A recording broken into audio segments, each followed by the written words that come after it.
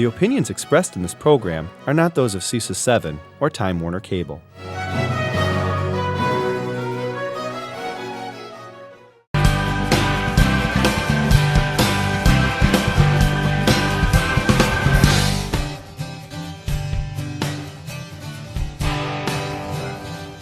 What's your tomorrow?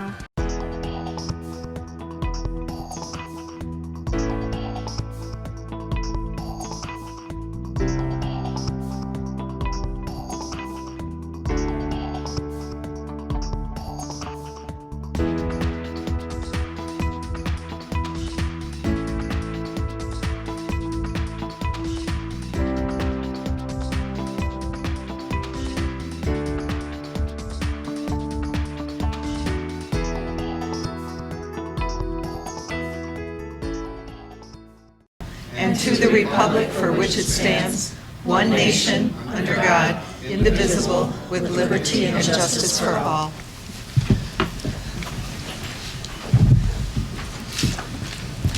Next, I would ask Laura to read our mission statement. We educate all students to be college, career, and community ready, inspired to succeed in our diverse world. I'll take that. And next is our open forum. This is a time for members of the public to share information with the Board of Education.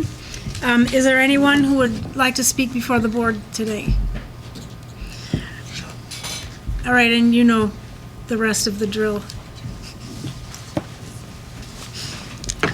Hi, I'm Celestine Jeffries. My home address is 614 Kellogg Street here in Green Bay. I'm actually here not as a resident, although I'm very excited about what you're going to do this evening, but I'm here as Mayor Schmidt's Chief of Staff. We've been working on with Green Bay Public Schools an agreement to have students ride Green Bay Metro with no additional charge to them. So just here to speak in favor of it. I'm super excited about it because I think it's really going to bring a lot of equity, a lot of community partnership, a lot of community involvement. And I think it's great for our buses to be full and for our kids to be on them. So just a few words in support. Thank you. Right, thank you, Celestine. I want to clap.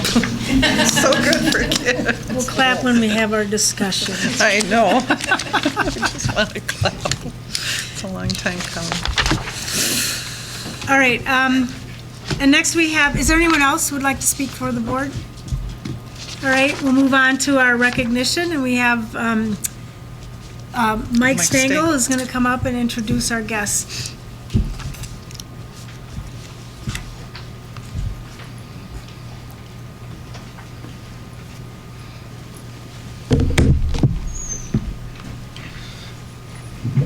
Please Have have a a seat. seat. Yeah.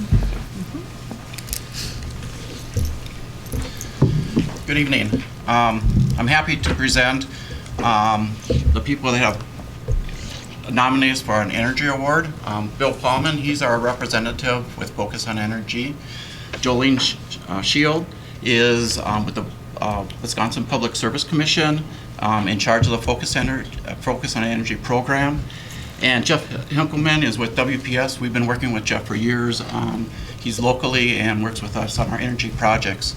As you're aware, this Green Bay School has put a lot of focus on energy projects in the last 5 to 10 years.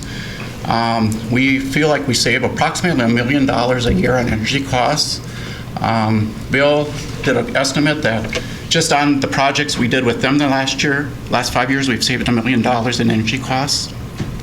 And not only have we received that savings, but we've also received rebates or incentives from from Focus on Energy of about $326 million, which has either gone back into the classrooms or helped us do additional energy projects. So I'm going to just turn over to our guests. Yeah, so my name is Bill Plowman. I'm the energy advisor for Focus on Energy for Green Bay School District.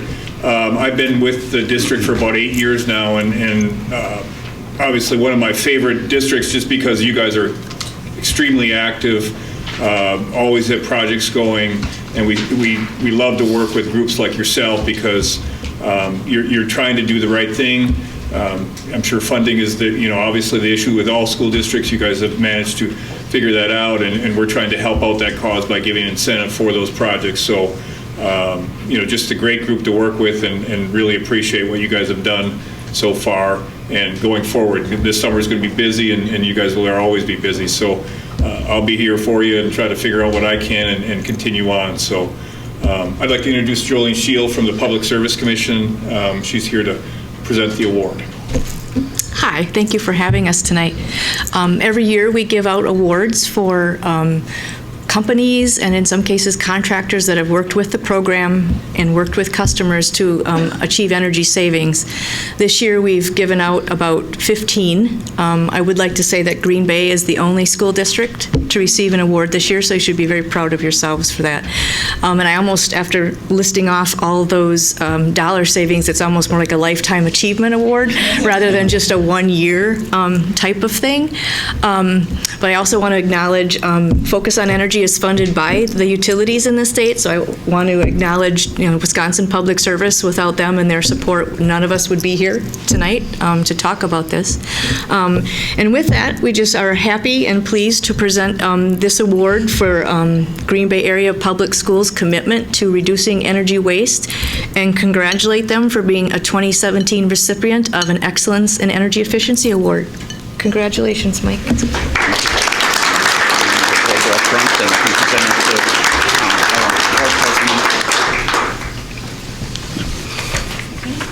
I'll come up with a picture.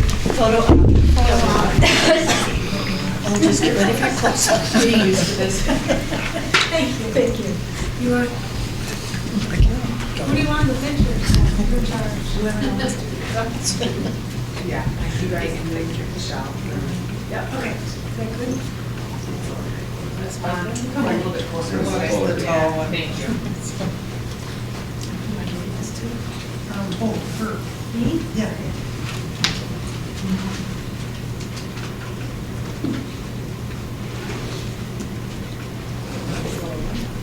It is really, they arranged the Von Traps. I love it.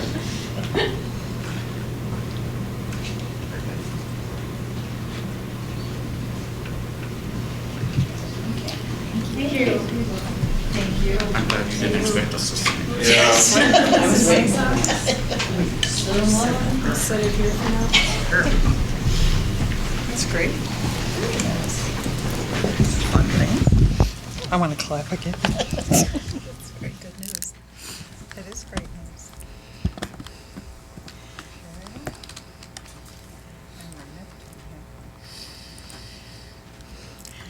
All right, next we have, I will entertain a motion for approval of the following minutes. Regular board meeting. Oh, did I miss roll call? Sorry. All right, first we have roll call. Sandy? Here. Jans? Here. Maloney? Here. McCoy? Here. Wagner? Excused? Warren? Here. Sinclair? Here. Barbian? Here. We have 6 out of 7 board members present tonight. Also, to my left, Dr. Michelle Langenfeld, our superintendent, our board secretary, Sandy Heller, and our 2 intercity student council members. Grace Sinclair is our president from Preble, and Jamie Barbian is from West. All right, next I will entertain a motion for approval of the following minutes. Regular board meeting, April 17th, 2017. Special board meeting, May 1st. Special board meeting closed session, April 17th, and May 1st, 2017. So moved. Second. All in favor? Aye. Opposed? All right, the minutes have been approved. And we have no communications to be placed on file, and Katie would like to make a motion to reorder the agenda. I'd like to make a move to reorder the agenda. If we could bring up under 14 Systems Reports, Section B, under A, the first item, in deference to our dear friend Celestine Jeffries, we can take action on the transportation motion that's before us. Conversation, nope, Sandy? Maloney? Aye. Warren? Aye. York? Aye. Jans? Aye. Becker? Aye. McCoy? Aye. Carried 6-0. So we will move that up, and that's under organizational support. Yes, it is. So I'll have Andrew take care of that motion.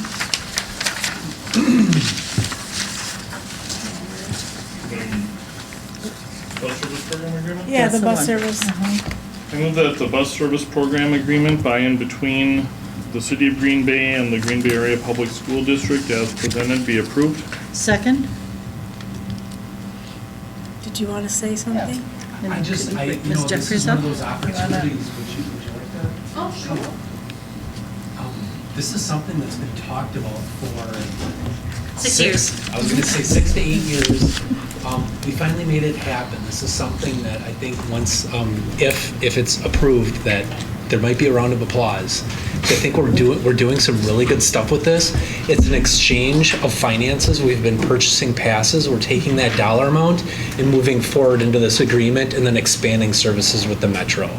So I just wanted to explain that. And again, it will be something that will be great. We've got the opportunity during the school day, during the summer, keeping kids safe, keeping kids going where they should be going. It'll be great. It'll be fabulous. Yeah. To get your And I wanted, I would also like to say that I do not think this would have happened without Celestine's determination, persistence. Yeah. I know that all 6 years it has been on your to-do list, and so we thank you for that. Yeah. Your perseverance is appreciated. Thank you. Celestine, Kim Shanik, Jeremy Wildenberg, Kim Paula. Yes. I don't want to forget anybody, but it's been a pretty big team effort with a few nudgers along the way. So Yeah. thank And you. some lawyers, too. Yeah. Thank you. Go ahead. We see it as a game changer for a lot of our students and the opportunities to be able to access bus in the summer months. And I'm understanding, if I'm accurate, that teachers can take students on Absolutely. field trips with Yes. this as Yep. well. You just think about the extraordinary opportunities now that we can open doors that we never could. So I from the bottom of my heart, I think I want to thank Celestine and the team as well. It's been truly, truly a mission and vision. And I think to have achieved that now is really an important step forward as we move into the summer months as well. So an exciting time and very good. Well, thank you. I think it's important for the city to let our students know that we care, that we want them to stay, we want them to be educated and involved and members of whatever we have going on in the city, and we are putting our money where our mouth is. Very good. So, very cool. Excited. Any questions or comments? The contract was in our materials for the meeting. Sandy? McCoy? Aye. Becker? Aye. Maloney? Aye. Janch? Aye. Warren? Aye. Dorf? Carried 6-0. Awesome. Now do I get to clap?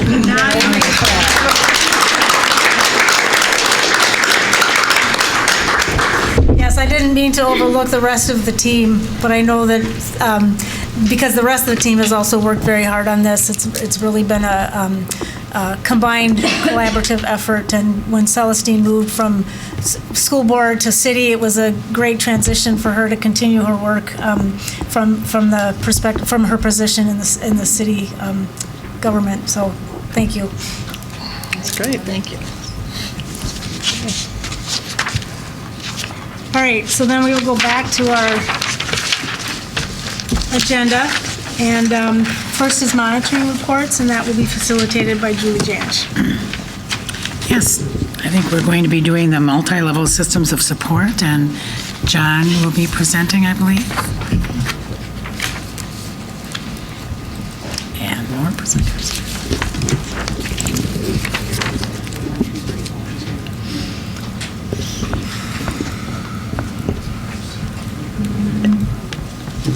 Thank you for having us. And as you know, there was a delay last month. We had things consolidated. This was meant as a two-part piece on multi-level systems of support. But this is something that we feel is incredibly important. We've combined the information, but I think you'll find it very valuable. Multi-level systems of support is really a way of working together with academics and behavior related to literacy, math practices, and behavioral practices as they are intertwined within our schools. It focuses on what are we doing universally to support all students, as well as what do we do to support students when they begin to struggle in one of those areas. So we've had a lot of work that we've done. Again, it's the backbone of much of what we do. And I have Vicki Beyer, Nancy Chartier, and Mike Fries, who will be sharing information from their respective roles in student services, elementary and secondary education. Can I just ask a quick question? Sure. This is two parts? We're combining last month with this month? It's really, it's one piece now, so it. Okay, but then there's, at the very last slide of the PowerPoint says the next overview, and it tells us what's coming. So there will be another? Yes. There's information that's included in additional reporting in the future. Okay. As far as the work that we do in our other monitoring reports. So when we talk about literacy practices, we'll be addressing literacy practices in greater depth in a future monitoring report. Okay. And when we talk about math practices, those will be addressed further too. All right. Thanks for the clarification. Thanks. We do appreciate the opportunity to speak before you tonight. Good evening again. My name is Mike Fries. I'm Executive Director for Secondary Teaching and Learning. Pleased again to be joined by my associate, Ms. Nancy Chartier, Executive Director for Elementary Education, Vicki Beyer for Director for Student Services.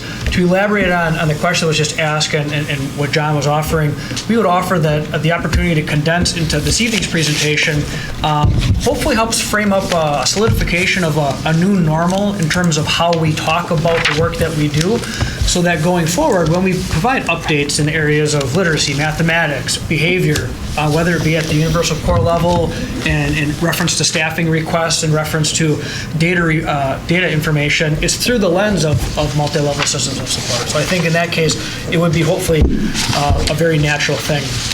We're very excited to be here tonight to have the chance to talk to you about this. This is going to be, from my experience, I believe the third annual chance to talk about multi-level systems of support since I had the pleasure of working in the teaching and learning department.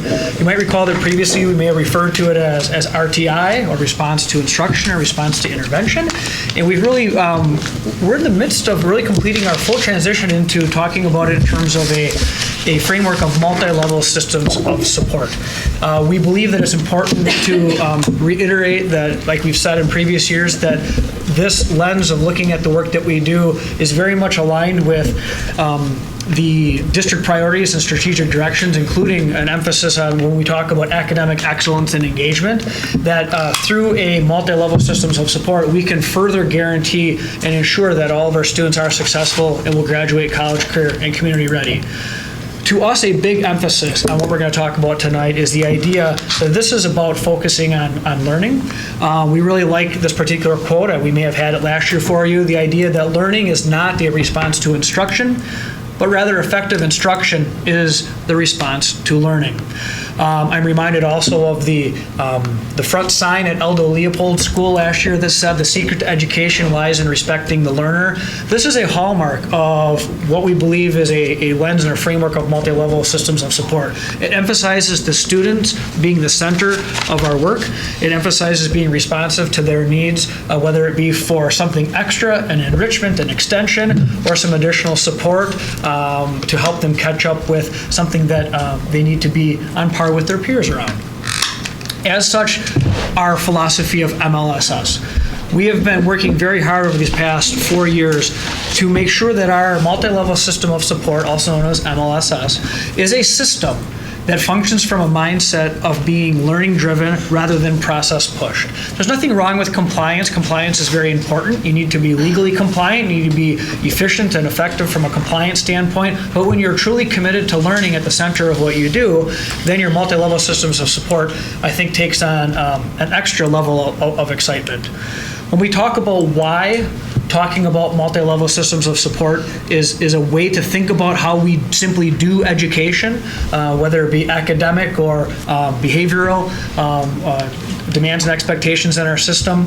I think it's important to understand the fundamental underpinnings of a multi-level systems of support. As a reminder, we think about our schools as systems with multiple levels. We've been scaling up processes in a multi-level systems of support for multiple years. The processes that we're going to talk about tonight are intended to provide not only site-based autonomy as needed, because our different sites serve different types of students, different grades of students, different configurations of students in different areas of the city at different levels, but also consistency at the same time in what we're offering across the district. So even if employees switch positions or serve multiple sites, they understand the processes and premises of a multi-level system of support. So it's flexible yet consistent, if that makes any sense. How does it work? This visual may be confusing at first, but we hope that as we talk about it, it makes sense. Our multi-level system of support is intended to integrate smoothly into our multi-year commitment to a job-embedded professional learning framework. A framework that focuses on effective, efficient teams at the site level and throughout the district. Our multi-level systems of support are designed to lay on top of our continuous improvement process. And it's certainly intended to mesh with our increasing reliance on a technology-based student information system. The emphasis here, through this picture that shows the different teams that exist at the school level, is on how our communication between teams, our flow of leadership, and our support and monitoring from both the district and school level ensures that no child is forgotten or left out of the system, and that no child's needs are left unmet. What you're looking at from a picture standpoint reflects a very generic version of the teams at a school level. You will have a building leadership team consisting of building administration, other key stakeholders in the building. You may have department or grade level teams. Within those department or grade level teams, depending on the size of the school, you will have additional collaborative learning teams consisting of teachers who have something in common, which we'll talk about more in a moment. You will also have a standing team known as a learning support team, which we'll talk about more in a moment as well. Finally, you will have district leadership teams that exist that provide support, professional learning, and other opportunities for stakeholders within that site-based situation. So those are our teams. We know that those teams have a variety of different processes that they follow, purposes of existing as a team. For instance, the building leadership team in the school overall will have a school success plan where they're focusing on annual goals related to math, literacy, engagement, and others. Individual educators will fill out their goals on an individual basis, their professional practice goals, as well as student learning objectives intended to support the progress of the school and the district at large. Collaborative learning teams, of which all instructors are a part of, all educators are a part of, they focus on a regular basis on what do students need to know and be able to do. How will we know that they know and can do it? That's our assessment practice. What do we do when students need additional assistance because they haven't learned it quite quickly, as quickly as we would have anticipated? And what do we do when our students need enrichment or extension pieces?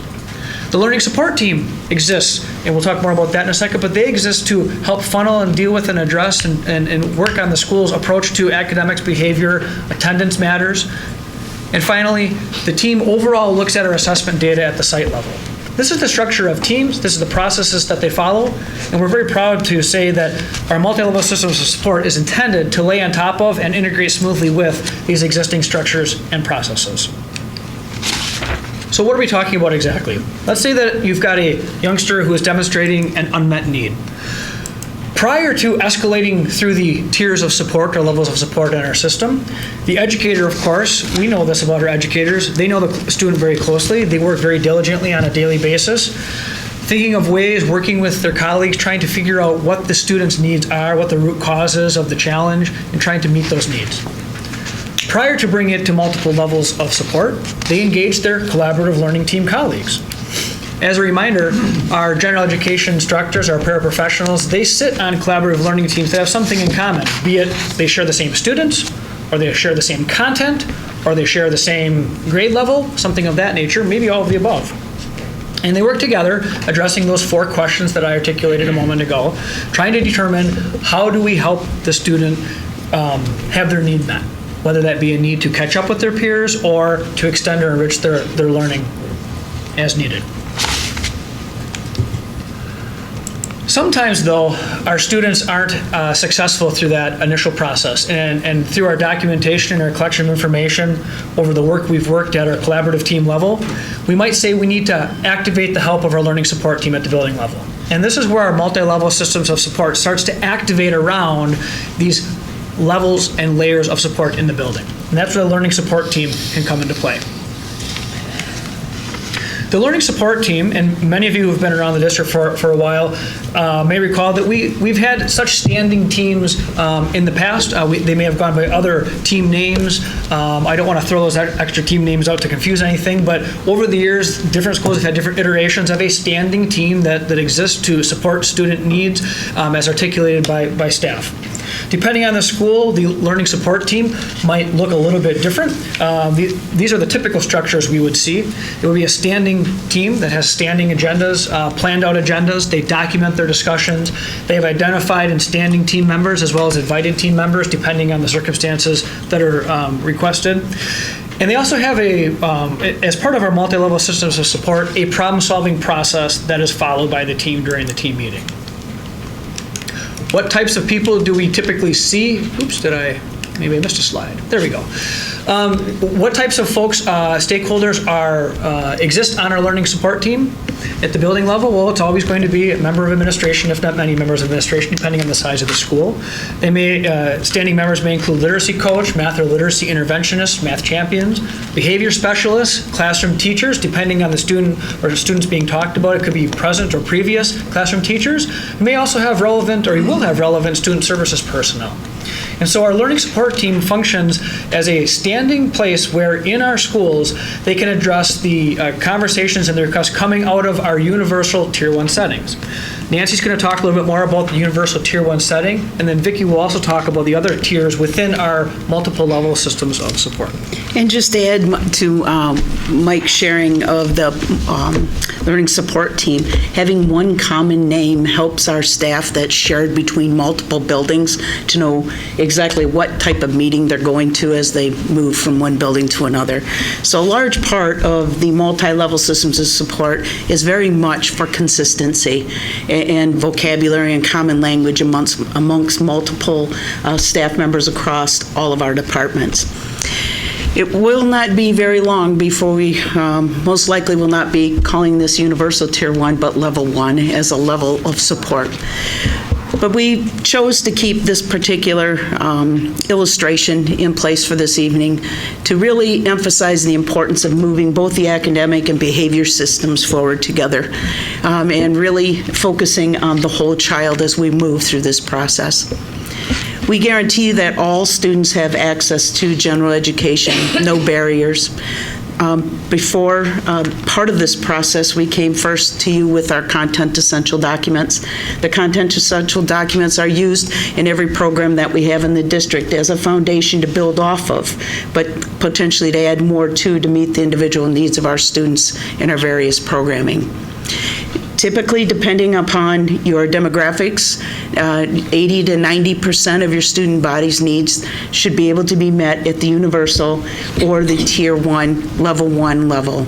The assessments are intentionally aligned with your curriculum designs, and there's a strategic assessment system that's put in place. And I know in one of our work sessions, we talked exclusively about our assessment system, that being a screener, the formative, the screener being the big rocks, formative, thinking of it as feedback that the teacher gives students during the learning process.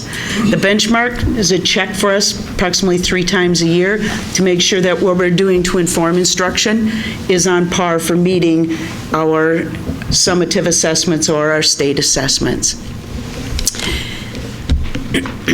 The universal we meet the needs of individual students within the universal setting through what we often refer to as differentiated instruction. And that's tailoring, making accommodations, modifications, reteaching, multiple strategies in which we help students to learn when they haven't learned or taken on the learning to the extent needed to meet their learning results. Excuse me. Yes. If I may, you just addressed the question I was going to ask, but I'd like a little bit further information, I think, for everybody's benefit. I think sometimes when we look at universal Tier 1, that 80 to 90% of student needs being met there is confused with the idea that 80 to 90% of the students are going to get the same instruction across the board, and it's going to be 80 to 90% of the student needs. but yet your next slide addresses that. Could you expand on that a little bit, please? Absolutely. In order to meet within the universal or level 1 of our education delivery system, we have to differentiate the learning to meet the individual needs. So in other words, we currently have a workshop approach in literacy and also in mathematics. We're moving towards that. Within that year, assessments aligned to individual needs of students. You follow the individual needs of students, tailoring the instruction. So often you'll have the learning outcome as your desired result, but then multiple ways of meeting or adjusting the lesson for the particular learners within that classroom. And so we differentiate the instruction in multiple ways for the multiple learners right in the classroom through our resources and the way we've designed our curriculum. How do we make sure that the practitioners understand that thoroughly, that it's not, I'm going to stand up and teach and anticipate that 80-90% of the kids are going to get what I'm teaching no matter what, without any differentiation? I would offer that, from my perspective at least, it's a combination of things. It's a commitment to that job-embedded professional learning framework where, as a team, we're committed to meeting on a regular basis, looking at our student data, and if the data is not showing you that those needs are being met, those questions of question 3 and question 4, what do we do if they have not learned? What do we do if they're learning more quickly than we would have anticipated? That we rely on that, the power of the collaborative team at the teacher level.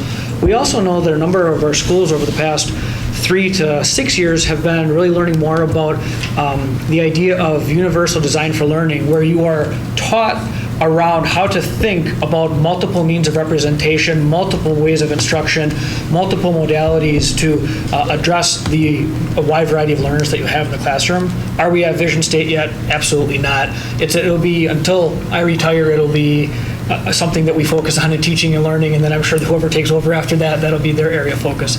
I think you're spot on with your question, and it's something that we need to remain committed to if we will provide access to all students having access in the universal setting.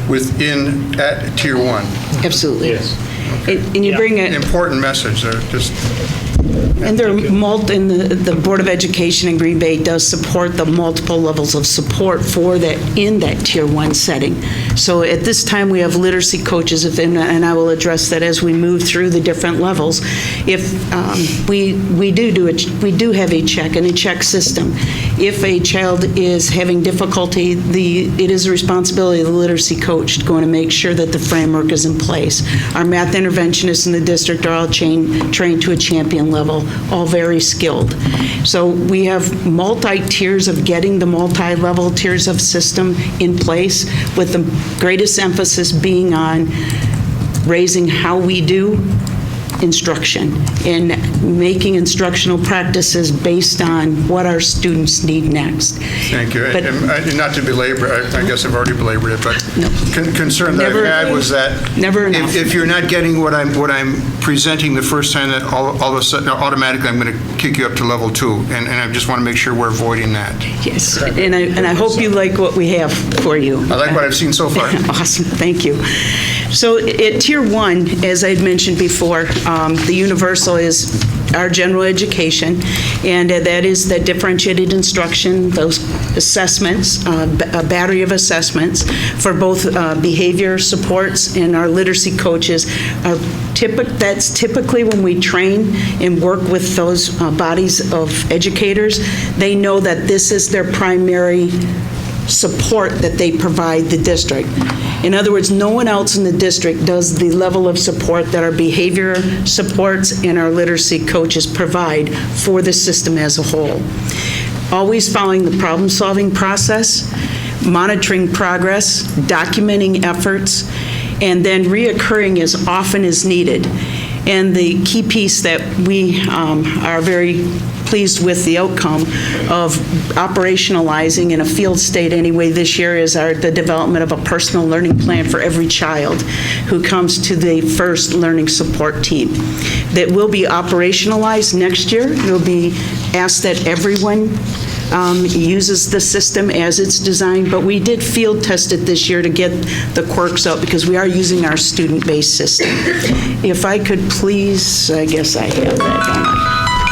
I just need someone to please, click on, in this piece, I did insert a personal learning plan. The data in the personal learning plan is real. It's a real student, however, disguised as pebbles from the Flintstones. For every child moving into, I'd say, a Tier 1 learning support team, a personal learning plan is the documentation that is created during that team meeting. The important elements of that, many of which are pulled from and imported from our Infinite Campus system, so the teacher does not have to duplicate all of the data as far as, can I scroll that, Mike, or not? All the demographic data, the parent information, but it's a wonderful time during this process that we check to make sure that we have parents involved in this process and that the data is current is a good reminder for the facilitators of this meeting to have a conversation on how the parent has been identified. Those components are all fed right from our Infinite Campus system. You also notice at this time in that program, there is a teacher or an individual who is assigned to the child. So they have the child, a person who is responsible and accountable for this child. When the meeting's being held, where it's going to be held, that is part of all of the discussion that's had during the first learning support team meeting. There are a couple pieces here I want to bring out that we did compromise some of our work by adopting the Infinite Campus. The decision around using the personal learning plan in Infinite Campus was made because we really want those using the system to go to one place to get the data. It's an instrument that everyone uses in the district and they'll know how to use it. And they know how to use it. However, we do identify in the meeting the students' academic strengths, and we'll go over in our upcoming presentations on the importance of that. Also, the learner's academic needs as the teacher bringing the student forward. And then the learning style is where we have really replaced the intent of this is with the child's aspiration for college, career, and community readiness. So at a very young age, we have children thinking about the future and as an attempt in engaging them in their educational experience. And the heart of the PLP is absolutely the goals and objectives that are set based on the assessments that are reviewed and analyzed by the individual members of that team. They set a goal, they set a time, and they have a measurement. They identify how they're going to measure it and when they're going to be bringing it back. What will be our success indicators? So the student then would go back, and at this time, the student would most likely, at this level of service, would go back to the classroom with additional, more intensive look at what we need to do next or to pick up. The coach may go in more often. The reading recovery literacy teacher might support and check in the classroom in between their lessons. And at behavior, they would go in and also support and with additional. And I shouldn't have just called up reading recovery because they offer many interventions. You bet. They have acknowledged that they've ruled out any audiological or speech and language issues with Pebbles? That would be, and that would happen early. So the teacher's information in their, when Michael shared about the collaborative learning teams, the teacher would bring all of that information. And then all of the information the teacher would bring would go into this document as we begin and prepare this. Now, one piece that we have offered staff is that as early as the collaborative learning team, they could begin developing a personal learning plan.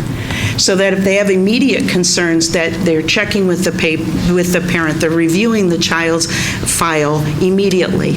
And that is a place where we have supported staff that really wanted to take this off and run with it at the very early stages of a collaborative learning team. So they actually come into the first learning support team with this document with an enormous amount of evidence and tried interventions and measures of those interventions already recorded. Did that answer your question? Yeah, thank you. This is just a brief It's the report that after you enter all the data into a personalized learning plan that can be generated and shared with whomever needs to share it. The other important piece of that personal learning plan is it's a huge communication tool. When we have children that move from one school to another and it comes up in their IC student record that they have a student on a PLP or a personal learning plan, that teacher the very next day, or as the child enters the classroom, has a full view of where that student is at. And I'll touch on a little bit in just a minute on the RTI tab of this. So this is personal learning plan, supports and is always in place for every child that is, shall I say, being monitored and is not learning at the rate of, or in our case, as we move forward with our gifted and talented programming, our DEPs, we actually be a plan within the personal learning plan. So if you have an advanced learner, you will also have access to the plan that the child's had over the course of their academic career. It also will provide for us individual student longitudinal data, information on the student of what has been tried at whatever grade level it might have been and the results of that. And the key piece, I think our school psychs would most likely agree to this, it's all of the information on the child is in one place. It's no longer in somebody's file, or the teacher has it, or it's not in the CUME file where you have to go out and get the CUME file and bring it back. The information is at the fingertips of those that need it real time. Okay. I was just going to say that in many respects what this does is focuses documentation of what is occurring regarding best practices, and it focuses our effort, and it also gives us a common tool for monitoring so that we know how students are doing, so that the good intentions that take place one year or the next, or from one school to the next, there isn't anything lost in translation, that it's here, that it's accessible. You can look at the longitudinal data on how a student's doing. You can see whether a student is making progress or not, and if a student isn't, then we can move to the next level. And if a classroom teacher in one school has tried a particular strategy that's working well with the student, and the child moves to another school, they immediately know what that strategy would be and the outcome. So the new teacher or the incoming, where the classroom or the student is incoming, the teacher can immediately continue the learning experience for the child that they found to be successful. Nancy, is there a flag on IC then that shows that when a child moves from one school to another? Yes, it's the PLP, and that's the power of using our Infinite Campus system for everything. The whole child, everything about the child's there in the classroom list for the teacher. It flags if a student has a plan. Question. You bet. So this is a lot of data entry by teachers, and people are just human, they make mistakes. What, how would you amend formally information that's already been put into the system? Say there, someone notices, this isn't actually accurate or something. Is there an easy process to do that? There is. There's actually two ways of fixing it or cleaning it up. And one way would be to go back into the document and edit it with the help of technology. Or the other way would be to amend it by dating it. So every entry, because this is ongoing, every entry that staff enter into the system, they date. So that we always have that running record of the most current data.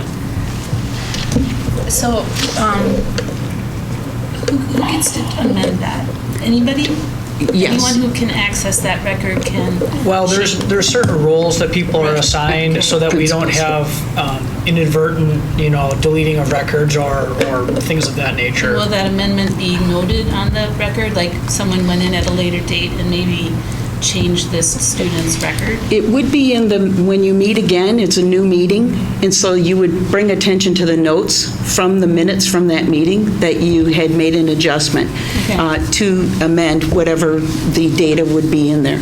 So you're always entering current data. Okay. So it may have been an error and it may have been accurate but no longer accurate. Right. Because we have additional information now that makes us think differently. Okay. And so, and Mike is correct, all of our building principals have access to making all the amendments. We wouldn't want just anyone to be able to go in there and change records. So it is, the building principal has that ability to change it, or Jane Delcor or other folks in behavior, the behavior department have the rights to go in and make those changes. They just call or email us and we'll make those changes with the consent of the building principal. There is a process. Side technical note, they have an interesting little padlock icon, locked or unlocked, so you also know the status of the document you're working in, and you have to lock the padlock before you can set it aside. So they have some features built in to try to help you not have, mistakes of that nature, but we're all human, so. Yes. I'm assuming there's a lot of professional development that goes with all of this. There is, and what we found, thank you for that question, what we have found this year is our approach has been very well received. It wasn't, you will do, it's if you want to try and start this process, we have multi-level systems of support to help the school teams. In teaching and learning and in behavior, we have trained our staff to a level of, they actually go right to the building and will help facilitate the first learning support team and how to use the PLP. We've had personal learning plan training for every support demographic that supports schools in any way. They have all had individual training. We've had administrators trained in it. And the great part about this is it really is customized. Just by following the next question I see, you are naturally following the problem-solving process. Sometimes we concentrate too much on the wrong driver, and so we would talk about following the problem-solving process. Putting practices in place that almost embrace that just by following the process in place ensures that we're getting the pieces in place that have best practice and are most effective and efficient to meeting students' needs. So really the problem-solving process, just by the way we've arranged the Infinite Campus, in order of what questions they ask next, guide school teams through the problem-solving process. You have to look at data before you can begin looking at a goal. You come in with information, just the facts, as we say in Dragnet, if you're older like I am, just the facts, not any of your own, none of your own personal bias. Also, our Tier 2 interventions, it's been a journey, and it will continue. I think this is a piece that I truly appreciate the flexibility of the school board, because at this time, until we get enough student data, we really do not know how much of what types of interventions we need for our children. We are gaining that information as the year goes on as to exactly what are the areas that our students are having difficulty in, and we're using that data for two things. Always use your Tier 2 data to go back and look at your Tier 1. So if you have if you continually have children coming forward in a Tier 2 intervention, you have to ask yourself, what's missing in your universal instruction? But you use data to guide you so that you're just not, as I used to say, just using a shotgun at a target where you're just spraying the target, but you have a laser focus that your intentionality is both efficient and effective for your learner, but also for your pocketbooks. Providing intervention is not cheap. Providing diagnostic intervention that's spot on is priceless, because you're going to either do it right at their younger, or you're going to be working with Vicki at their older ages if we don't get it right. So it's critically important. Early intervention is prevention, and to be extremely diagnostic at our earliest intervention. So we use our Tier 2 data to constantly ask ourselves, is what we're doing the most effective and efficient way, and are we meeting our students' needs? We are starting to get some really nice data to help guide us. We have built an intervention system thanks to Jane Delcor, who has really been the coordinator in this effort to build Tier 2 interventions. The key part about our Tier 2 interventions, the key part of our Tier 2 interventions is we know that they meet 5 to 15% of that 20% whose needs couldn't be met in the Tier 1 intervention or the level 1. Keeping in mind that the student gets general, Tier 1, in addition, they get an additional intervention. The important piece about our Tier 2 interventions is that they are aligned with our universal design, and their assessments that go with those interventions are also aligned with the intervention. And the intervention in Tier 2 are administered by our most highly trained, qualified interventionists. They require a highly skilled professional to administer to students our Tier 2 intervention bank right now. Now, before you click, one of the things you might notice is that this particular visual is different than the visual we showed you early on, right? Yeah, go ahead. All right, so one of the, I didn't mean to cut you. No, we're good. So a little more old-fashioned, the old triangle method, but we used that in part because we wanted to demonstrate the importance of the behavior and academics working hand in hand. But what you'll see more frequently in the modern version of what has become known as multi-level systems of support is, I think if you kind of pretend that triangle was really a traffic cone and you tip it over and you're looking at the bottom, this is what the bottom of that traffic cone would look like. It's the idea that your multiple level systems of support are that candy-coated shell around the three parts of high-quality instruction, collaboration, and balanced assessment, with a real emphasis at the center of culture-responsive practices. We know that in the universal Tier 1 setting is super-duper important, and so as we select Tier 2 practices and interventions, they need to add value back to that Tier 1 universal. Did I steal too much of your time? You did, but that's all right. I'm sorry. Hey, that's what teamwork's for. Yes. Who are the highly qualified interventionists? Are those the literacy coaches, the AVMR? The math interventionist and the literacy interventionist. And are those different from the literacy coaches? The literacy coaches support the universal. Okay. And they do not provide intervention. Are separate people. Interventionists are our Tier 2 support. Okay. And I don't want to speak for you, so for you. So and with the coaches. How many of, go ahead. I know we have coaches in every school now, right? Correct. One full-time coach at least? We have some schools without a coach right now that we did not fill the position. Okay, because we couldn't find a person? Or they left at such a late time of the year, it would not be. But the concept is that we have one. Yeah. And then how many interventionists do we have? Jane? K-12.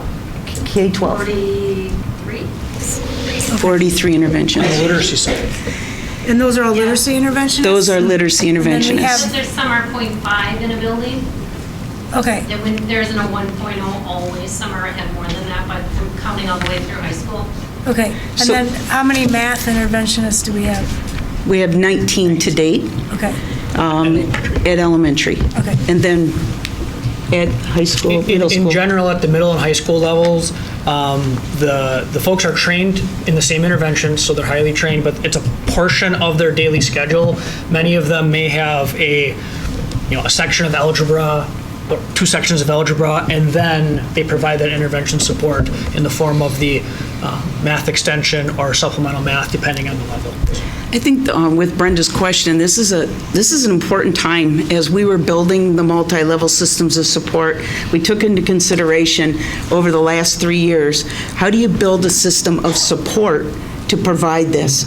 The district, if you recall, the district approved our math interventionist. Every school at the elementary has at least a 0.5 elementary math interventionist.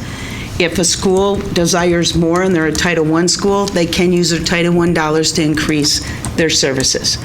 In literacy, we provided the same piece. Every school in the district has a 0.5 literacy intervention at the elementary level. And I would believe... At the secondary level, what you've seen is a conversion from what used to be done as replacement courses. So for instance, instead of Read 180 or English Language Arts, now you have access to English Language Arts, and then there's a supplemental literacy piece that goes along with it.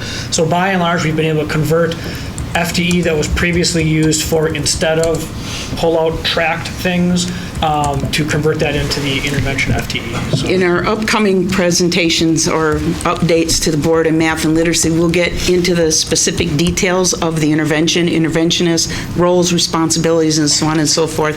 But I think it's important to know that in developing this, we wanted equity across the district. We know that we have learners in all of our schools, and needs in all of our schools, and to be able to provide a level playing field for all to have access to that additional learning was definitely a critical mission critical for us. So this is a lot of high level theory, and I would say it's good high level theory, but I guess could you have nothing, so I'm thinking more elementary school, because high school it's a little bit easier to, class periods and so forth, and we talked years ago about double blocking, so that's, I think, is a little more established. Could you just give me just a short example of what it actually looks like to, like, a kid in a classroom teacher, just a hypothetical who's, looking at, doing a tier 2 intervention, and what's different? Because, I mean, we're not doing, I know there might be a little bit of additional testing, but we're not doing a whole lot more standardized testing, and we're talking about data. So how do we get to the point from a student's starting to fall behind a little bit on literacy in third grade to the point where we're making this decision? Like, what actually happens in the real world? I think that's really important to note. I would also say that to note the coaching piece first, too, is that the coach is meant to be in the class and work hand in hand with the teacher through job-embedded reflection and feedback, teaching with the modeling the best practices. So really, we're hoping to close as many of the instructional gaps as possible, so fewer kids need intervention. So we're meeting we're meeting more students' needs through better instruction because of the coaches. But then. But before, that's a good point. But before we're even there, yes. How, with the number of coaches that we have, how do we identify that this is where the coach needs to be then before he can even advance me to the next part of my question? How do we get there? 2 avenues. The first avenue would be our balanced assessment system at the universal level. So we have particular assessments that align with our framework and our teaching.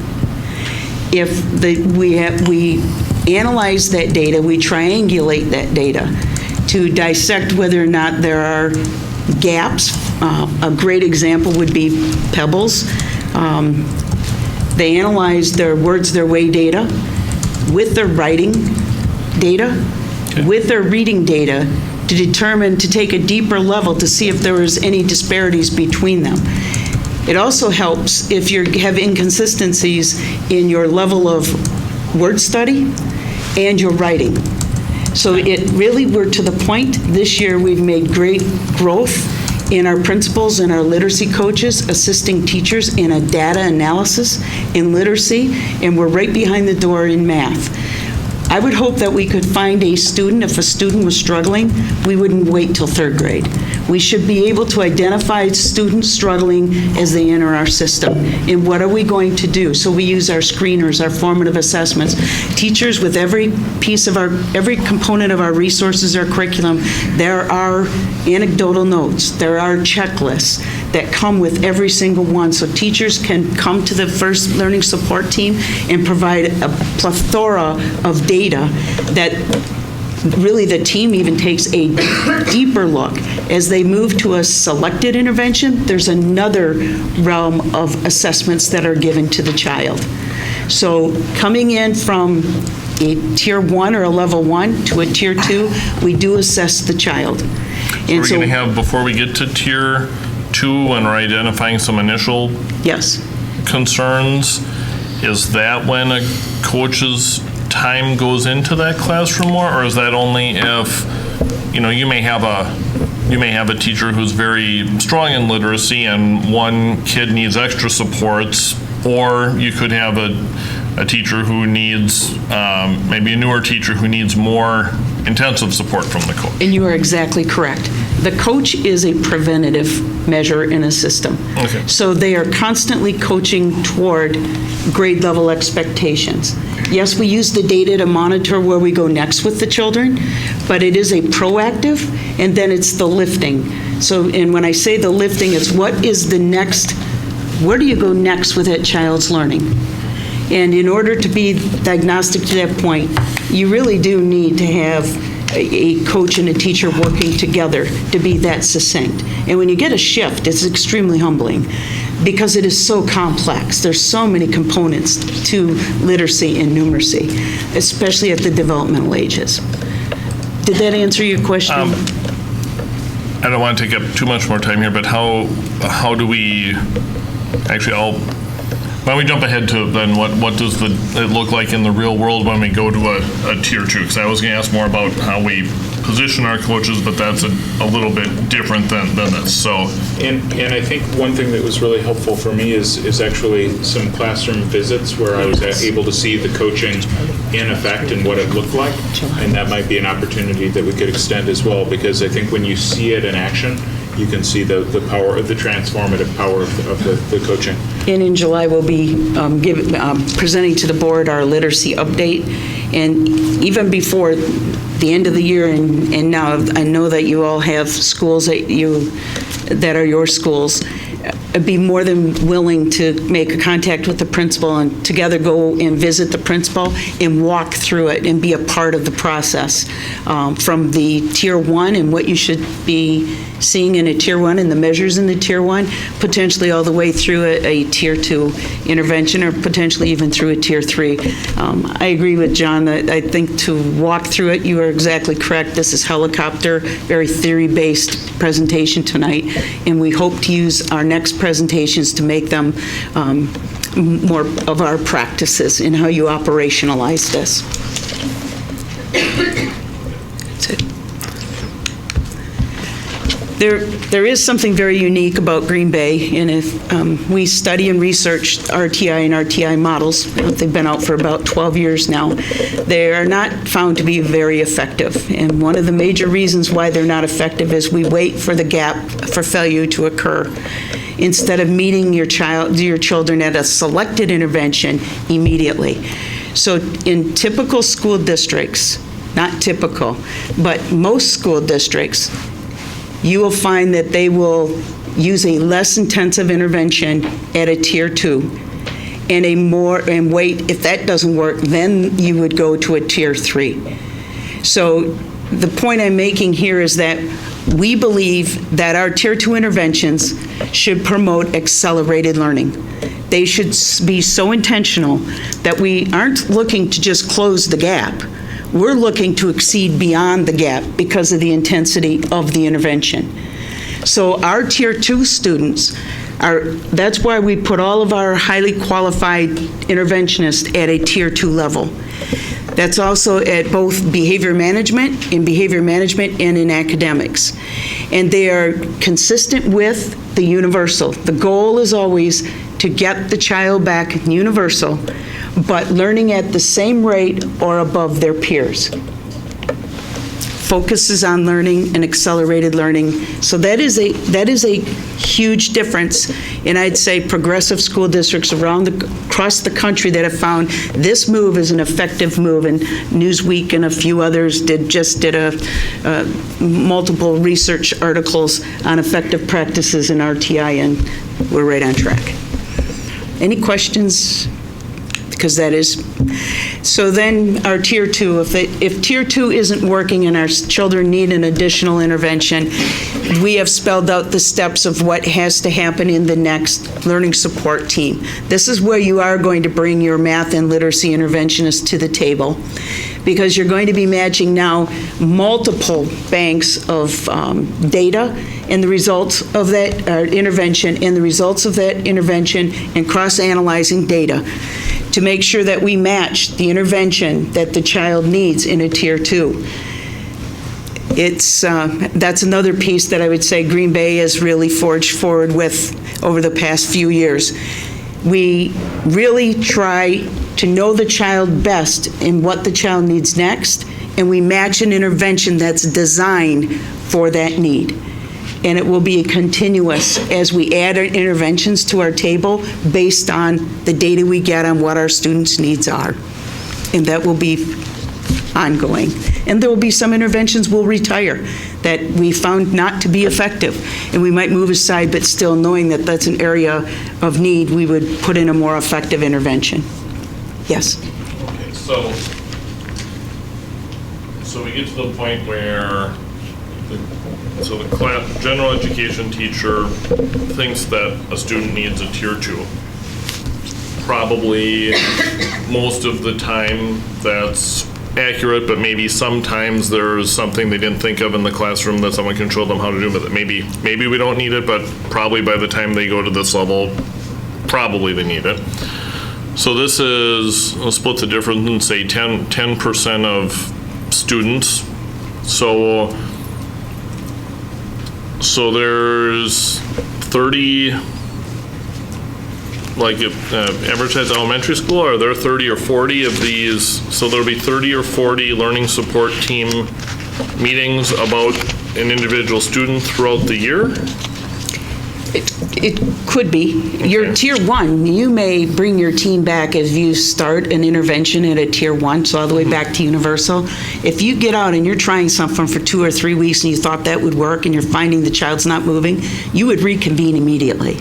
Okay. So there's no number of times you need to come back, and there's no number of times that you would have a tier 2 intervention. You may change your tier 2 intervention if you're finding initially that you're not getting response to that intervention. So that's the flexibility that's within it, that's within the framework for learning. I'm just thinking about the number of meetings in an already full day with not only the child's classroom teacher that needs to be there, but other professionals in the building too. I'm just wondering how do we fit it all in? And that's, I believe that's unique to every building. Every building sets it up differently. For our larger schools are much different than our one-track schools. The secret around that is to have standing meetings and then to maximize your use of those meetings. If our educators come prepared. We might talk about 4 kids in a meeting. It doesn't mean we have to have. That's right. Right. This is not nearly the scope and length of an IEP meeting. No. Much shorter, but we are talking about individuals. Okay. And because of the way that the information is documented, they can get to the punchline more quickly in some cases because they're not speculating as much. They've been following a process. Okay. All right, thank you. You bet. And once we enter a tier 2 intervention or a selected intervention, we now move to another component of Infinite Campus, which is our response to intervention tab. And in that tab is where the specialized interventionists record student data weekly. The progress, the projected progress, the progress they actually made, notes, and we always say, this is not the time to write your dissertation, just the facts. Where's the student at? I always tell the principals, what information would you want in a student if this student was coming to your school? That's what you're going to want teachers and interventionists to support. Liz Armstrong and Jane read those weekly, and they monitor the progress that our students are making in interventions. If students aren't making progress per se at a rate that should be anticipated, then both Liz and Jane will go to the field and provide additional support for the interventionists and be a thinking partner with them as to different strategies or different strategies, or take a look at their practices that they might be using, or to reshape their practices that they're using. So when we meet again, we will definitely take a closer look. I did not bring an RTI module. I'm going to have to mock one up because it's very descriptive, and it's a little harder to do than a Pebbles and a personal learning plan. Every time we change an intervention or any component to RTI tab, you must go back to the personal learning tab and make amendments that this is what you're doing next and date it. So that if a principal needed a quick shot, they would see everything about the child in the personal learning plan, knowing if they want a more intense and specific shot or view at what a student has learned, they would go to the RTI tab. But the RTI tab is typically used for professionals with professional language. Just to clarify, we're not accidentally being inconsistent in our language. Infinite Campus calls it the RTI module. We don't have the ability to rename it MLSS. That's just the name of the module, so that's why we have to still use that. And now I'm going to pass it over to Vicki for Tier 3. I wish we could stop there, but we know that 1% to 5% of our students will need more intensive interventions, and that's what our Tier 3 model is all about. The only way students can access the learning support team at the Tier 3 level is one of two ways. The first way is going through the LST process, so we haven't been successful or seen the results that we were looking for when we went to Tier 2, or the parent can request it. This would be the step where we would consider evaluation for special education. So if we do this right, over the long term, if we do this right in all of our schools. If we do this right, we should see a reduction in not only referrals for special education, but also fewer students that need those resources. In Tier 3, I already mentioned that the access is one of two ways, through this process or through parent referral. This is skill-specific, and we use identified interventions both behaviorally and academically. To give you an example of what we might use for behavior at this level, if we haven't done it already, we would do a functional behavior assessment. So a very intense look at what are the antecedents, what's causing the student to behave the way they do, and then providing some intervention strategies that we would want done for at least 4 weeks, 6 weeks maximum, with fidelity to determine if we're actually getting the results we need to see. Staff provide the interventions. Again, I'll speak to the behavior part. Our goal with the behavior team is to build up that universal, the sound universal, and do some coaching on behavior classroom management skills. We provide the trauma-sensitive training, the nonviolent crisis intervention trainings at universal and at level 2, building up that classroom teachers so that they can provide the supports needed. If we need more intensive, then we work with the administrator at this point. I already mentioned the professional training. Do you want to speak to that at all from the academic part, or do you? That would be ongoing. It's embedded. They have literacy meetings once a month, at least, no less. It's dependent upon the school, and that's where the flexibility comes in for the building principal. That's what the building principal and coach are going to be supporting that month between the meetings, particular skills. They use their student data and teacher data to determine what their next teaching points will be. As far as our math and literacy interventionists, our math interventionists are champion trained. They actually train our teachers in advantage math recovery practices and intensive both instructional practices around instructional practices and also an assessment. So that I would say is clear there. Our literacy teachers are trained in running records and also the observation survey, and so they will, if there's a teacher that needs additional support around that, our literacy interventionists will go in and work with individual teachers if needed. Thank you. What is the average time between a Tier 1, 2, and Tier 3? How do you, I mean, if they start in September and they're at Tier 1, and how fast is that progress to Tier 3? That's it. Speak to the academic part. Go ahead, behavior, and then I'll address. For the behavior, we would want to see maximum of 6 weeks of interventions, again, done with fidelity before we would make a decision to move to another tier or perhaps another intervention. Academic? I'd say it depends on the child. And the intervention, and that's why it's so important, those learning support teams. If an intervention is not working, you have to revisit and try. The beautiful part about multi-level systems of support, it is not a pathway to special education. It is a pathway to general education and back into the universal. We have to exhaust every opportunity, we have to provide every opportunity to ensure student success and student learning.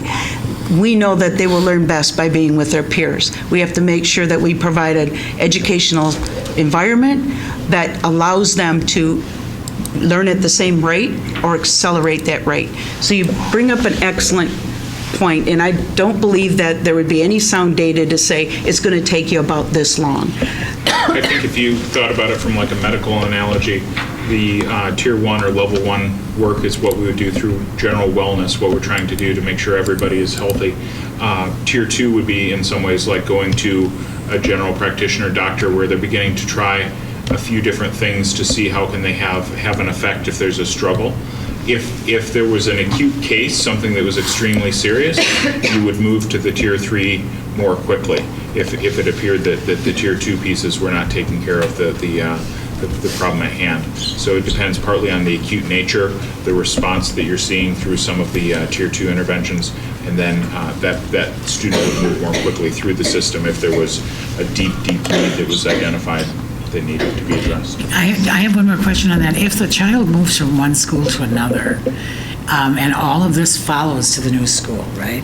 Within the system, so if they're at tier 3 and they go to another school the following year, everything gets moved to that school? Yes. Okay. It's the Infinite Campus student system is shared within the district, so that student would go with their new class. So all that information follows the child. Okay, good. Okay, thank you. The Learning support team would review all data, and they would meet weekly if we're at the tier 3 level, so the monitoring would occur on a regular basis. And then this is the point where if the school psychologist hasn't been involved yet, they would be brought to the table, as well as if it's a behavior issue, the behavior management supports would be brought in as well. And then Nancy already spoke to where we would record the information. The RTI tab would be used for the data collection, and we would continue to use the PLP for summarizing the work that we're doing. It would require at tier 3 that we progress monitor weekly. The previous tier 2, we monitor progress. And typically our interventions, all of our interventions, have a system built within them to monitor the progress, that the predictable progress the child should be making over a period of time. And as we mentioned earlier, we'll be back, and I know in June and July. Math, I believe, is first in June. And then again, we'll bring our literacy update. And what we would appreciate, if you would appreciate this, we would use the multi-level systems of support to talk about those programs. So we talk about our universal general education program in mathematics, and then what selected interventions do we have in place in the district, in the process? How many students? We'll have data for you. The end of the year will be. We have some really nice data to share with you on our students' growth. So we'll be matching our interventions, the success of the interventions, so on and so forth. And then tier 3, we'll be able to have how many of our tier 3s were referrals by parents, how many went through the system, how many were in a tier 3 more skill-specific intervention that clicked for the child and now is working back to tier 2, tier 1. So we have different ranges, but if we would bring and tell our story about our math programs and our literacy programs, we would then address it within a multi-level systems of support for you. It's totally up to you. Michelle? It is related. We will be holding a board retreat around data. The question is before or after your presentation. We didn't discuss that, and that just kind of triggered that conversation. What would be helpful? Well, if I tell you when we'll have the data, will that be helpful? Because it would be good to have data to share. Okay, because our teachers in the field right now, our data is June 1st, and then we will be collecting it, running reports, getting ready for would be our board presentations in June and July.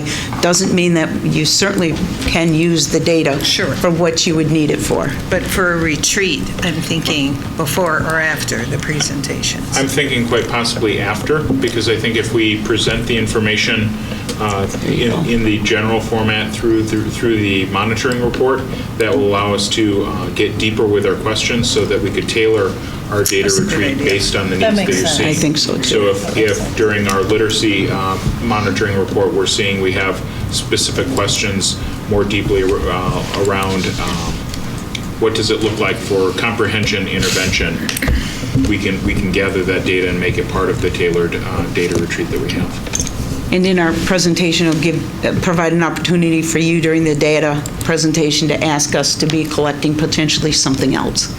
So there might be questions that you might have that we're not collecting particular data in a particular way that you would like us to collect that data or to analyze that data in a different way.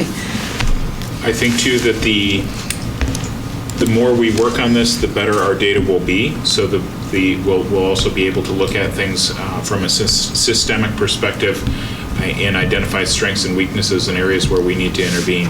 Just as an example, if we look at behavior data, if there are several different principles and they're maybe looking at definition of a problem behavior in a slightly different way or reporting it in a slightly different way, those anomalies, through working this system, we're able to make sure that we have a more universal way of reporting and recording, so that when we do look at the patterns that emerge, it's done with greater consistency, so we can be more precise in how we want to support the individual students, the individual teachers, and the individual schools from a systemic piece.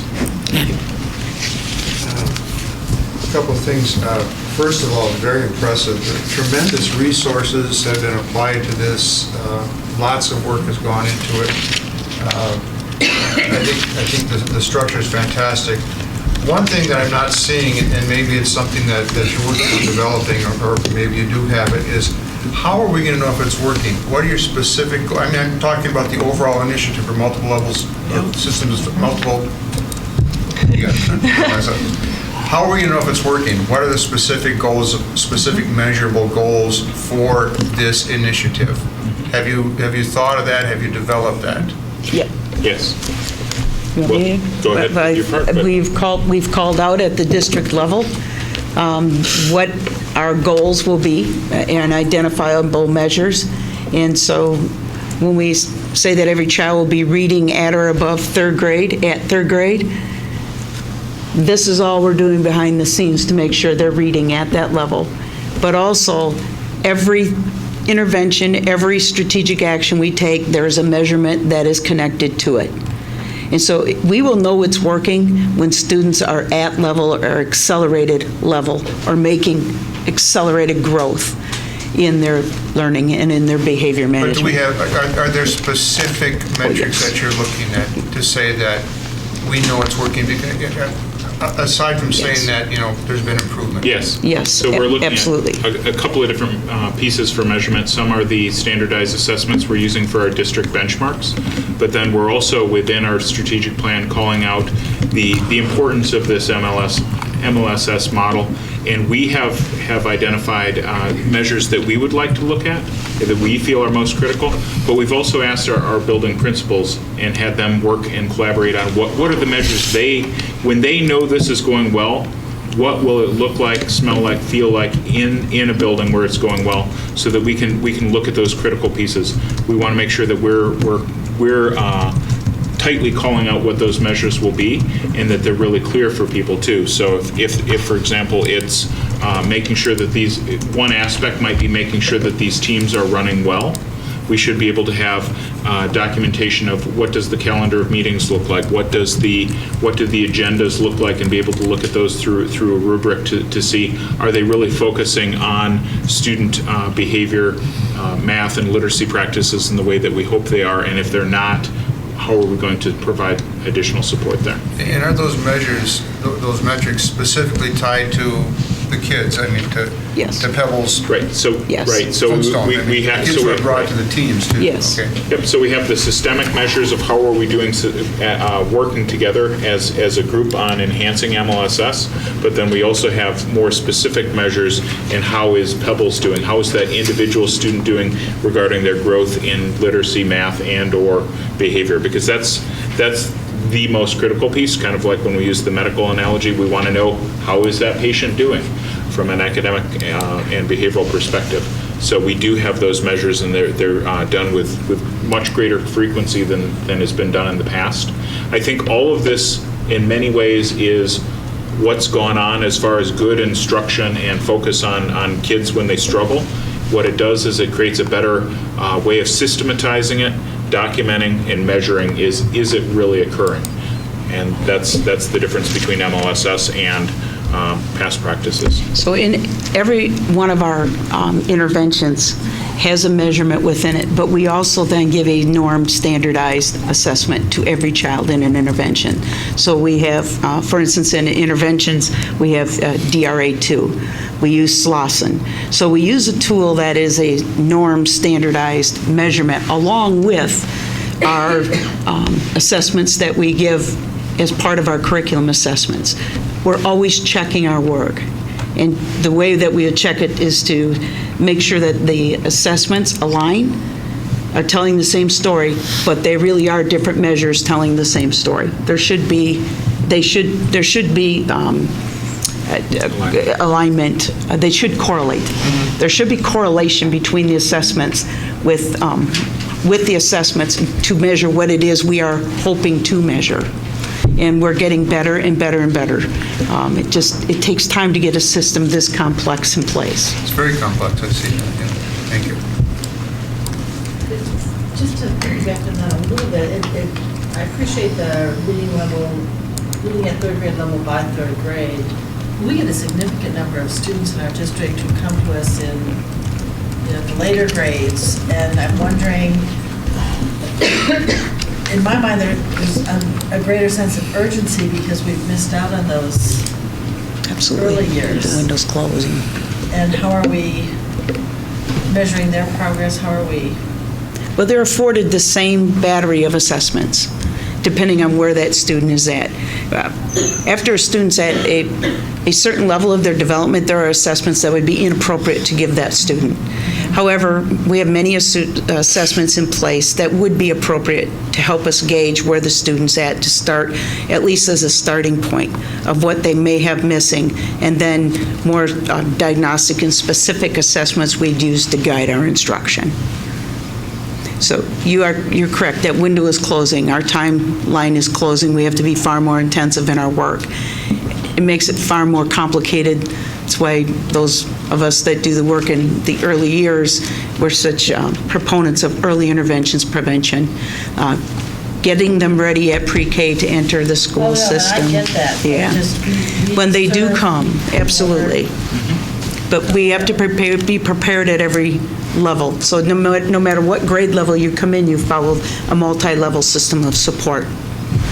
So if somebody's coming in new and later, thinking about that medical piece, we would be thinking about how can we advance them into a more serious intervention sooner. Not necessarily because they'll need that all the time, but the thought is always how can we return them to the universal practice as quickly as possible. So if a student comes in struggling in math, maybe through some quick intervention we can get them back on track and back into good instruction, as opposed to just having intervention. But we would look at that student and think about what can we do more quickly, because we realize that the time is closing for that student. We want to make sure that they can be successful. And that's where that Tier 2 intensive intervention, not waiting for Tier 3, is so critically important. Right. They need the specialist now. Right. The wellness program hasn't worked for them, and we need to go right to it. Lauren. So this is a huge undertaking, and anything this complicated is going to have some points of vulnerability. Do you guys anticipate? Have you pinpointed areas that you're going to really have to watch carefully? I can address that. You'll see, a difference between where we're at relative to implementation scaling up at the different levels, elementary, middle, and high school, at least on the academic side. In terms of trying to balance any change in practice, need for learning, opportunities to learn as an adult while you are working together and not feel like you're being scrutinized or judged or evaluated. So I remember back at the data assessment retreat that we had, Dr. Wagner talked about emphasizing the idea that data collection and monitoring is about understanding where students are in their learning. It's not about calling out educators for trying. And that's a very, very big message that we emphasize. At the secondary level, when you have teachers that have kids enrolled in courses with grade books for that daily feedback. We didn't choose to implement a PLP and an RTI tab right on top of it. We tried to look at, okay, we need you to commit to learning to do and deliver the interventions, and let's work as a collaborative cohort to get the intervention environment scaled up. And then we'll talk about how are we gonna become better at the utilization of the Infinite Campus modules. We already have a grade book in place at secondary. Can we use that for our communication tool? And we'll gradually build in those other pieces. So trying to scaffold, I think we opted not to scale up all aspects of every part of the system at secondary at the same time because of that particular pinch point. At elementary, we evolved it over time. So we did put the intervention system in first, and then this was the next stage. Then there's the next stage. So this was really our field stage to make sure Infinite Campus would work, that the systems of teams would work. And we will always be testing the systems of teams. Is this the most effective and efficient way for schools to move children through, shall we say, a personalized learning plan, individualized learning, which is often used as a buzzword. This is a theoretical to practice way of allowing every child to have a personal learning experience. So it's multiple steps over periods of time because of the demands of new learning that come with it. I just have one more question. Do you feel like you have the resources that you need to implement all this? That's a good question. Never enough. But I think what's very, very important is that we just don't throw resources at the problem. That we come with, this data is telling us this is our problem, and then we come forward with the data and have a solution, or at least a recommendation for the solution. But to blindly lead a district just to put people in place is not something that I think any of us would support. And there are three principles that we have approached some of this systems change with. The three principles are job embedded. So what we're selecting to do needs to fold and be integrated into a new normal within our work so that it's not these one-off things. Inter-rater reliability, meaning when we train an interventionist in an intervention, they should be able to dialogue across the district. Anybody else training the intervention should be able to talk the same talk. So there's inter-rater reliability and then sustainability. You can't bring forward something that has a funding cliff or that is we didn't plan for this kind of a thing. So those are three things that guide us in the decision making around what are the ways that we scale up MLSS. So prior to launching in a lot of this work, it was trying to understand the system. What is our teaming structure at the building level? What meetings do they already have in place? What work has been done so that this can integrate and fold in, and it's more of a, as Nancy said, an evolution rather than a one more thing, because that would not be sustainable. So those are the principles that we try to follow. I would also add another piece, and that would be making sure that we're really focusing deeply and clearly on the universal as much or more than the intervention pieces, because I think we have a human nature as educators to, of course, want to sweep in and help the student that is struggling, but we also have to realize that we have to improve the system as a whole so fewer students begin to struggle. It's easy to think of, from a behavioral perspective, what can we do about the students who have now gotten into trouble? And that's the critical piece.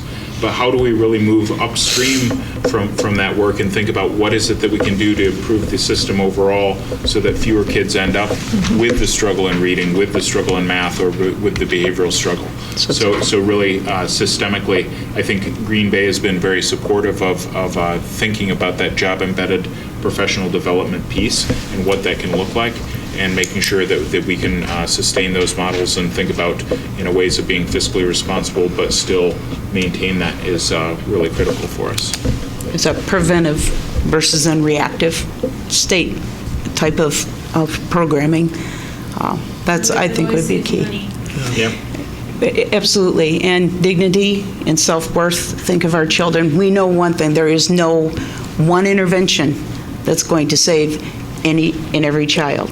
That without a strong universal that's supporting that child throughout the day in their learning, an intervention cannot stand alone. there's no evidence that it can. So it's, like John was saying, nothing's more critical. A child would spend maximum 30 minutes in an intervention and 7 hours in a learning environment in a classroom. They have to complement each other, and we have to make connections for children in their learning. I want to thank you so much. Interesting. And Nancy, your suggestion that we could go and see this, we would call you or? Sure. John, or just Either way, you can direct it through Nancy, and Nancy will touch base with me, or you can direct it through me, and I'll touch base with Nancy. Either way, there's no wrong door visiting the classroom. And we definitely want the principal to be involed, because they can really tell the story. And I know that we're looking at a shorter period of time coming up to the end of the school year, but I just wanted to make sure that we could get that in. Some of us could. Can we also just add that I think we'd be remiss if we didn't thank the educators who have committed to this process and the learning and provide. I mean, they have been, from our teacher leader standpoints, folks doing the training, the people that are willing to say, I'm going to commit to this because we believe our kids can do this, and we just give us a chance with that. So, I mean, that's been really rewarding. So thank you for that. Thank you for saying that. That's really Yeah, very nice. Yeah, I think so. Thank you very much. Thank you. I just wanted to also share that there's a lot of people that stand behind these people as well. Yes, there certainly are.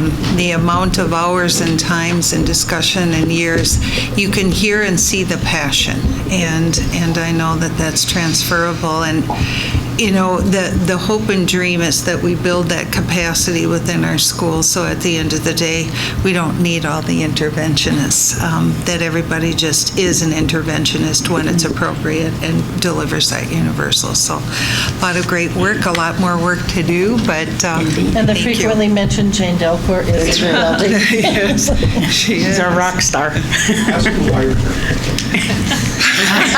I think Chris, in his absence, would want me to say he did. You hear everyone. Thank you so much. Thank you. I know you did.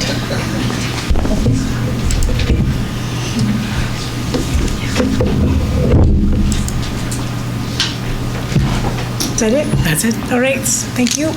Next is our superintendent's update. I'll turn that over to Dr. Langenfeld. Thank you. I want to take us, first of all, to the graduation calendar. That's what I'm going to call the month of June.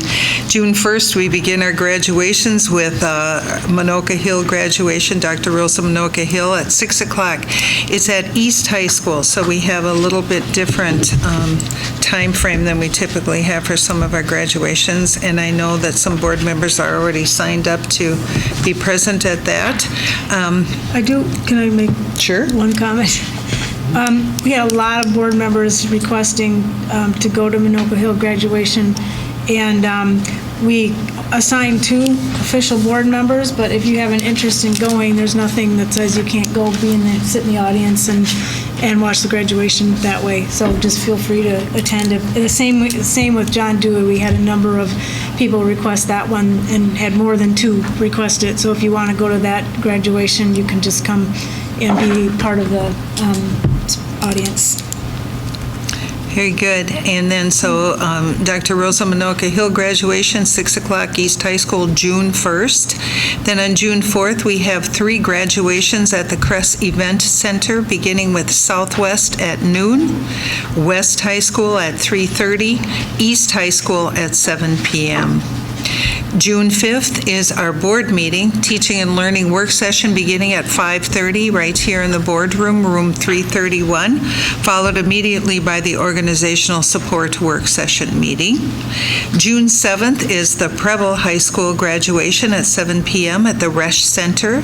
June 8th, the John Dewey Academy of Learning graduation at 5 o'clock at the John Dewey Academy, which is at 1420 Harvey Street here in Green Bay. Again, 1420 Harvey Street. That's at 5 o'clock on June 8th. And then June 19th is our regular board meeting beginning at 5:30 right here in the district office in room 331. So that is the calendar. I do have a number of discussion items, and I believe you, Dr. Warren, are going to take those, beginning with the board member conference attendance and then some retreats we'd like scheduled, and then I'll share a success story with you. Yep, great. I decided to bring this, we haven't talked about this in quite a while, is our budget for school board members to attend conferences. And I do think it's important for us to continue to be able to attend some conferences throughout the year. It helps in our learning and helping us become better board members. The way we've done it in the past is, well, we've budgeted for the WASB regional meeting, which is in January, or the convention in January, and then we also budget for the regional meeting, which is usually in October. That's the WASB regional meeting. And then we have some extra money for other WASB conferences. And but in talking to a few people about this, I'm wondering if there's a different way to do this as opposed, because for instance, there are a lot of other WASB conferences, but if we only budget $300 for that for one person to go to an extra conference, that limits our attendance at all the other conferences besides the annual convention. So I've had a few ideas, is that we make this a little bit more flexible, or that we actually assign a dollar amount per board member, divide our total budget and assign a dollar amount per board member, and then that board member can decide through the year how they would like to spend their money to attend conferences. And that way, I think it helps you personally know, make priorities and decide, well, I'm not going to the convention this year, but I have this much money, I can spend it at a different conference. So I just thought I'd open it up to discussion. I know Sandy has put a line item of $6,125. No, wait a minute, sorry, that's the $6,670 for all the three different conferences that I talked about. So I just thought I'd open it up to discussion, if that's the amount we want in there, if we want to change how we parcel it out. We used to budget for someone to go to the national convention, but we don't have anything in there for that. And so that would be another topic for discussion too. We haven't had anybody go to the national conference for a long time. I know Mike was going, but he got his way paid because he was on the board. Right. But, so anyway, I'll just open it up to what you think.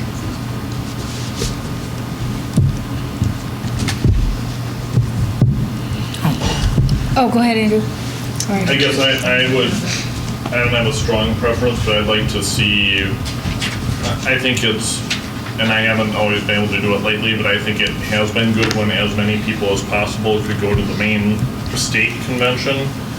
And I don't think someone should necessarily have to choose that one versus something else, because there's a real collective benefit to everything being, everyone being there. The other things,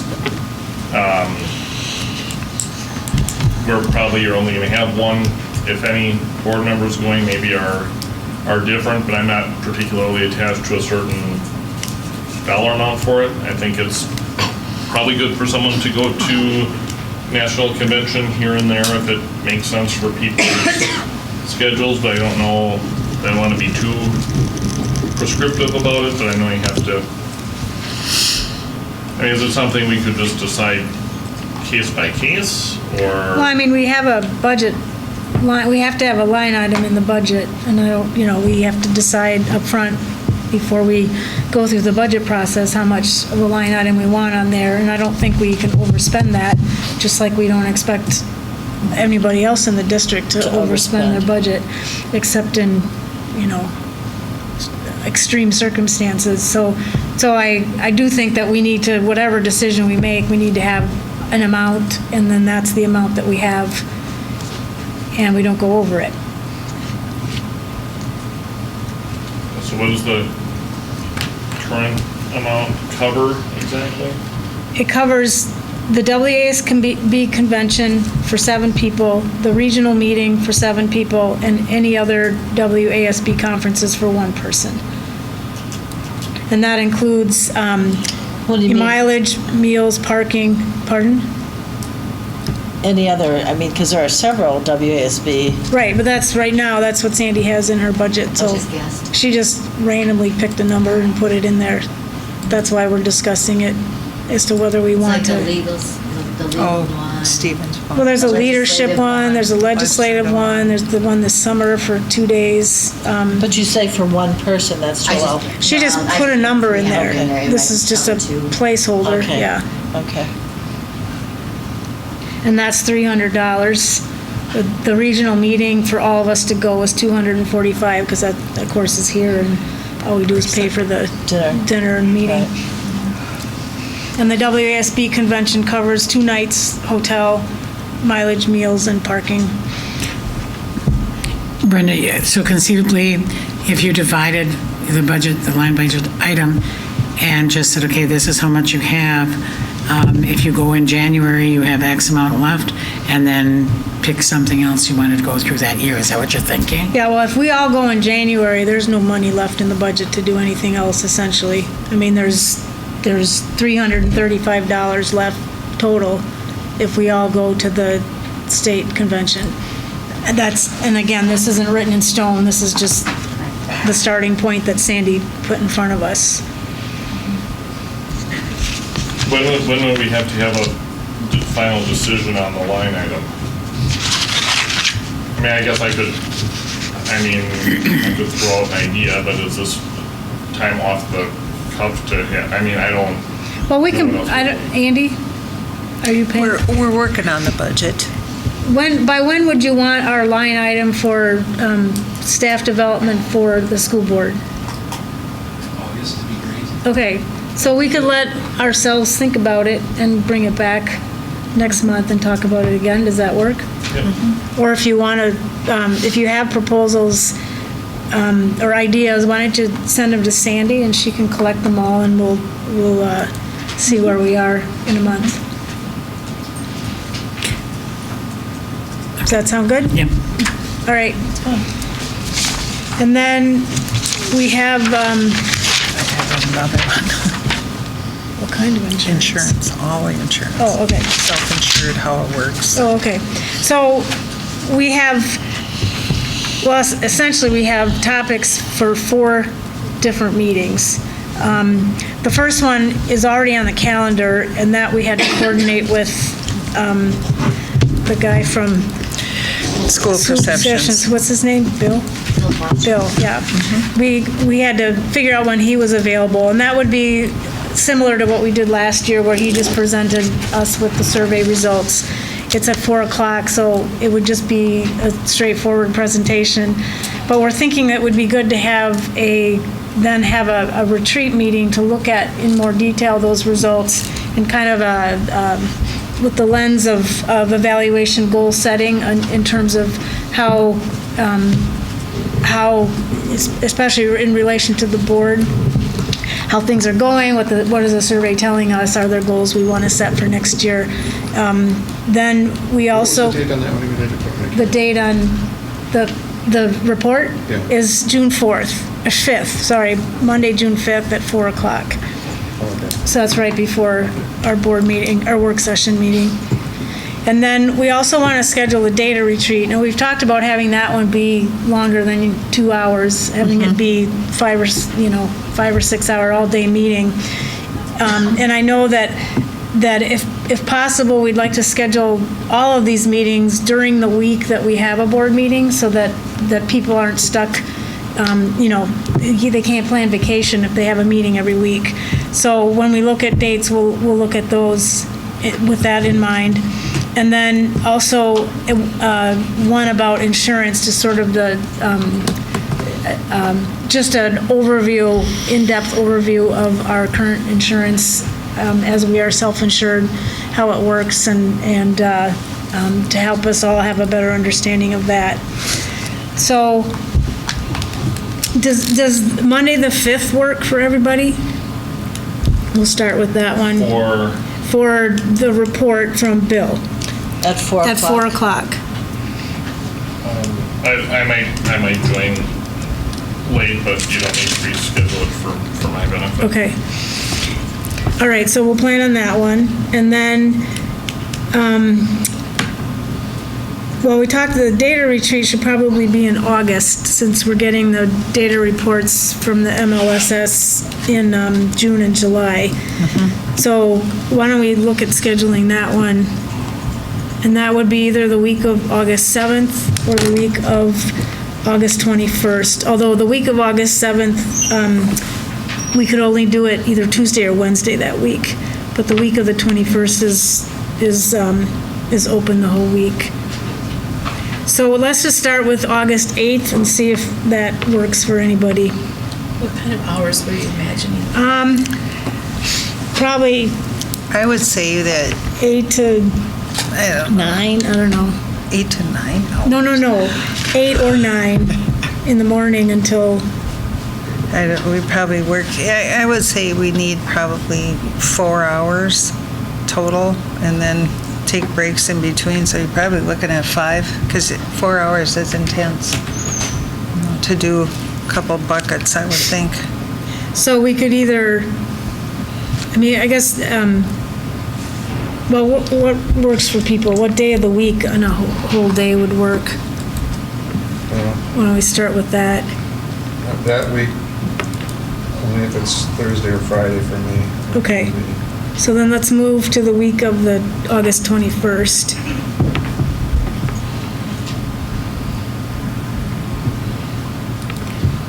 I could, 22nd is good, 23rd. The end of the week is bad for me.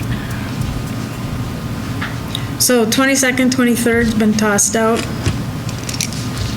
21st is not good for me. Well, that's a board meeting. It's a board meeting. Okay. So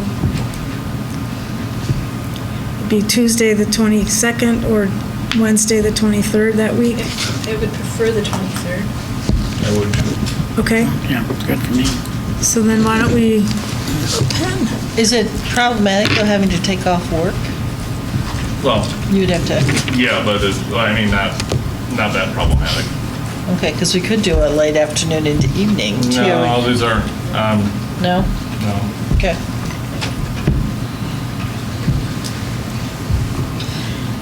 all right, so the 23rd. At what time? Say 9. 9? I would say 9. To whatever, 2? Yeah, 9 to 2. And we're calling this a data retreat? Yes. Yes. 9 to what? 2. 2. And then the survey evaluation goal setting meeting, we can look at doing in July. Is there a reason we're not doing it in June? The week of the 19th? No. No? Okay. So we could look at the week of the 19th of June. And then that one we would do just in like an evening board retreat. So I'm available except not Thursday that week. You're not Thursday? Not Thursday, but. Thursday is the only day I am. Okay. Well, that didn't work out well. All right, so then let's move to July 10th, that week. Wait, the week of the 26th does not work? Oh. Of June? Well, we're trying to avoid not meeting so that people can have vacation. Not taking up another week. Not taking up another week with a Okay. meeting on a week when we don't have a board meeting, just to honor people's summer. It's really hard to get it in, I'll tell you. So where are we now? July 17th, that week? Oh, we didn't cross off, I thought oh no, that was June, sorry.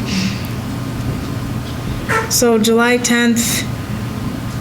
I'm that actually not week. available that week. I will be at the board meeting, but the rest The rest of the week is out, all right.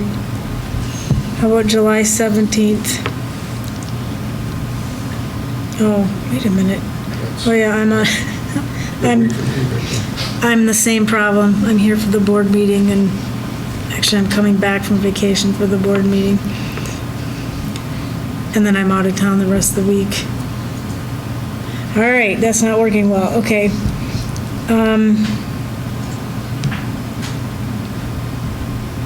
What, and the earliest, you have trouble getting here early before board meetings, right, Andrew? Not necessarily So we, as bad as it used to be, I guess. okay. So, I mean, we could go back to June and look at the, This is primarily for you, isn't it? And me and... oh yeah, that's true. This is Yeah, just so for the that 7 of doesn't us have and to you? be- That's true, yeah, all right. It doesn't have to be everyone, so that could work that week we said we couldn't do it, because there wasn't... Okay, June 26th, we'll go back to that week. To Katie's, see if anybody can do it. And I'm available the whole week. I am too. Yeah, I'm fine with any of it. Good. You're talking about the week of the, so we're going to not do it in the week that we have a board meeting. Yeah, this is, but That plan this calls for the particular board's- meeting it's only board's is us goal and setting. Michelle. Okay. Yeah. So, Yeah, and good. if she's not on vacation, we can. I am that week. Friday. Okay, and Julie, are you The good? 30th isn't good, But otherwise, good? yeah. All right. Otherwise, any of them Do we work. want to do it just on Monday? 26th, because we traditionally do Yeah. it on Mondays. Yeah. All right. That was easy. Gee, thanks for coming up with that idea. What are we calling this one? Just a board retreat. What time do you want that one? What time, Andrew? Whatever's easiest. Yeah, for what them. time is easiest for you? 4:30. Okay, On the 26th? And Yeah. about how long? Oh, I can't make that one, so oh, can you make anything else that week? later in the week, I mean, What'd you say you can't do? Thursday and Friday, I'm going to be gone. So is Wednesday late enough? I'm gone. Okay. All right. Let's look at the week of, What happened to June 19th, the week of June 19th? Nothing? I'm out of town. No, I'm not. Oh, So why aren't we doing it? Who's Yeah. out of town? The week of June 19th, is Yeah. everybody available? yeah, we just have 2 weeks with no board meetings. I lost I track of can't do that. the 23rd, but other than that, I'm good. 22nd. Oh, no, the 19th we The have. 19th, we have a board meeting. Oh, yeah, no, I can't do Thursday, and it was the only night Ed could. Yeah, Is that the only night you can, Ed, or could that you? week, yeah. Other than Friday, anybody want to do Friday? Michelle, that's your Friday. Can't. I'm trying to make doctors. The other thing we could do is combine the survey, board retreat, and the insurance, and just have a longer meeting. We can find one day You could. to do that. Have we set that date? No, we haven't. But we're into August now. We've So the exhausted, 26th is not going to happen. no, correct. So we're into August, the week of, I think we did, August 7th doesn't work. We decided that didn't work, and then August, well, in August, though, everyone's back, right? The 28th of August? Does anybody take vacation that week? Or we could do August 28th? Yeah, No, you can do it. yeah. You want to do it then? Actually, we are, but I will. But the 29th, August 28th could be, do we have the 29th, is all the whole district-wide back to school, the So you 29th? want to stay away from the Yeah. 28th? Yeah, we kind of rehearse that stuff. It may not look like it, but we do try. What's August 24th like for anybody? That's a good one for me. Just throwing it out there. Works for me. Thursday, yeah, Work looks for okay you. now, You yeah. just put Works for something James. on it, so we'd be on the 23rd and the 24th? Oh, yeah, we have the Yeah. 23rd already. But then we're missing just 1 week. What? But does that work for people? I don't No. care, just That was Works for- August. Who's back? Because with people's schedules, they're gone in clumps, and so we kind of have to clump the meetings. We can't make the 23rd longer and just cover, Oh, you'd be tired, That's but a we long could try That's gonna it. be, I question. We're not Is gonna everybody be- willing to come the 24th, 2 days in a row? we'll have three, And that we'll would have be 3 times that week. three I can't meetings do that the week. 24th, yeah. You can't do the 24th? I- How do you feel about the 22nd, 3 in a row? Pushes over the edge. I don't, I won't be here at all on the 21st, I don't know about the 22nd. The 23rd, I can do. There's this, Okay. What are we doing? Survey, evaluation, goal setting, insurance. Does this insurance meeting have a time? Well, I think we should talk about it at some point in time. A couple hours, that's probably all we would need. No, I mean a time as in, does it need to be talked about before a certain month? No. Okay. Did we rule out the 31st of July? It's a Monday. You're not going to be here? Okay. That week? Yeah, I mean. Later in the week, I'm fine. I mean, Wednesday, Thursday, Friday. 2nd, 3rd, or 4th of July. Oh, 4th of July, we August. don't want to be. August, I mean, yeah. First and second works for me. Okay. Those are the first. You do the first? When we have, First, I can do the second, third, and fourth. I can do the second. You do the second? those are admin retreat days. Second? The second? Second is a Wednesday, that looks good for me. Second, yes, second, yes. Is this July or? No, August. August? So, but what are we, what are we going to do that day? Yeah, that's. Well, Everything, because No, it's a well, two we because, have. but now we're infringing on people's vacation again. No, I no, don't know no, who- no. Here's my concern. The August 2nd or August 1st and August 3rd are full days with administration retreats. They're very intense, and that's why I'm saying, if we're It's doing, these two. Who has to come to this meeting? Jean, with But she's- insurance, but we should she's be not in okay. the- We should You're be not in that okay. administrative, so that I should know. work. And then what was the other thing? The Insurance? survey evaluation, And the goal survey setting is evaluation. just the 8 of us. That's Right. good. So we So- can do that. Okay, so we are committing to August 2nd, For 2017. and we're calling this, And we'll start at, can we start at 4 Sure. and go till? Does that work for you, Andrew, 4? Or 4:30 to Does that work for 7:30? you? Okay. Okay, Okay. all right. We're calling this a board retreat. August 2nd, and we've got August 23rd, and we've got June What are we doing 5th. on the That's it, second? right? The board retreat for what now? Survey evaluation, goal setting, and Insurance. insurance So you overview. probably want to start with insurance because I think you're going to have some guests. Okay, Okay. that's And then fine. end, does that work? Yeah. 4 PM, August 2nd, Wednesday, August 2nd. Yes. And Yep. will you send out invitations? Yeah, so we know don't what get, people said. so that we all know what Sandy thinks we're doing when that shows up on our And then we calendar. can pray Chris is available. I know, that's the other thing, but, all right, okay. Whew. Okay. That was intense. That was more than 5 So- minutes, but It was, but the victory is yours, so it's all good. I have one, there are many, many success stories. I'm assuming Grace and the team are going to update you on some extraordinary things the students are engaged in. But one of the things that I learned about that is really kind of exciting is we have kind of the Tony Awards for the musicals at the PAC this Saturday night. Center Stage High School Musical Theater Awards Showcase. And a number of our schools, what they did is they sent a team to each of the high school musicals who kind of juried them and actually selected candidates from different high schools across the area in the valley.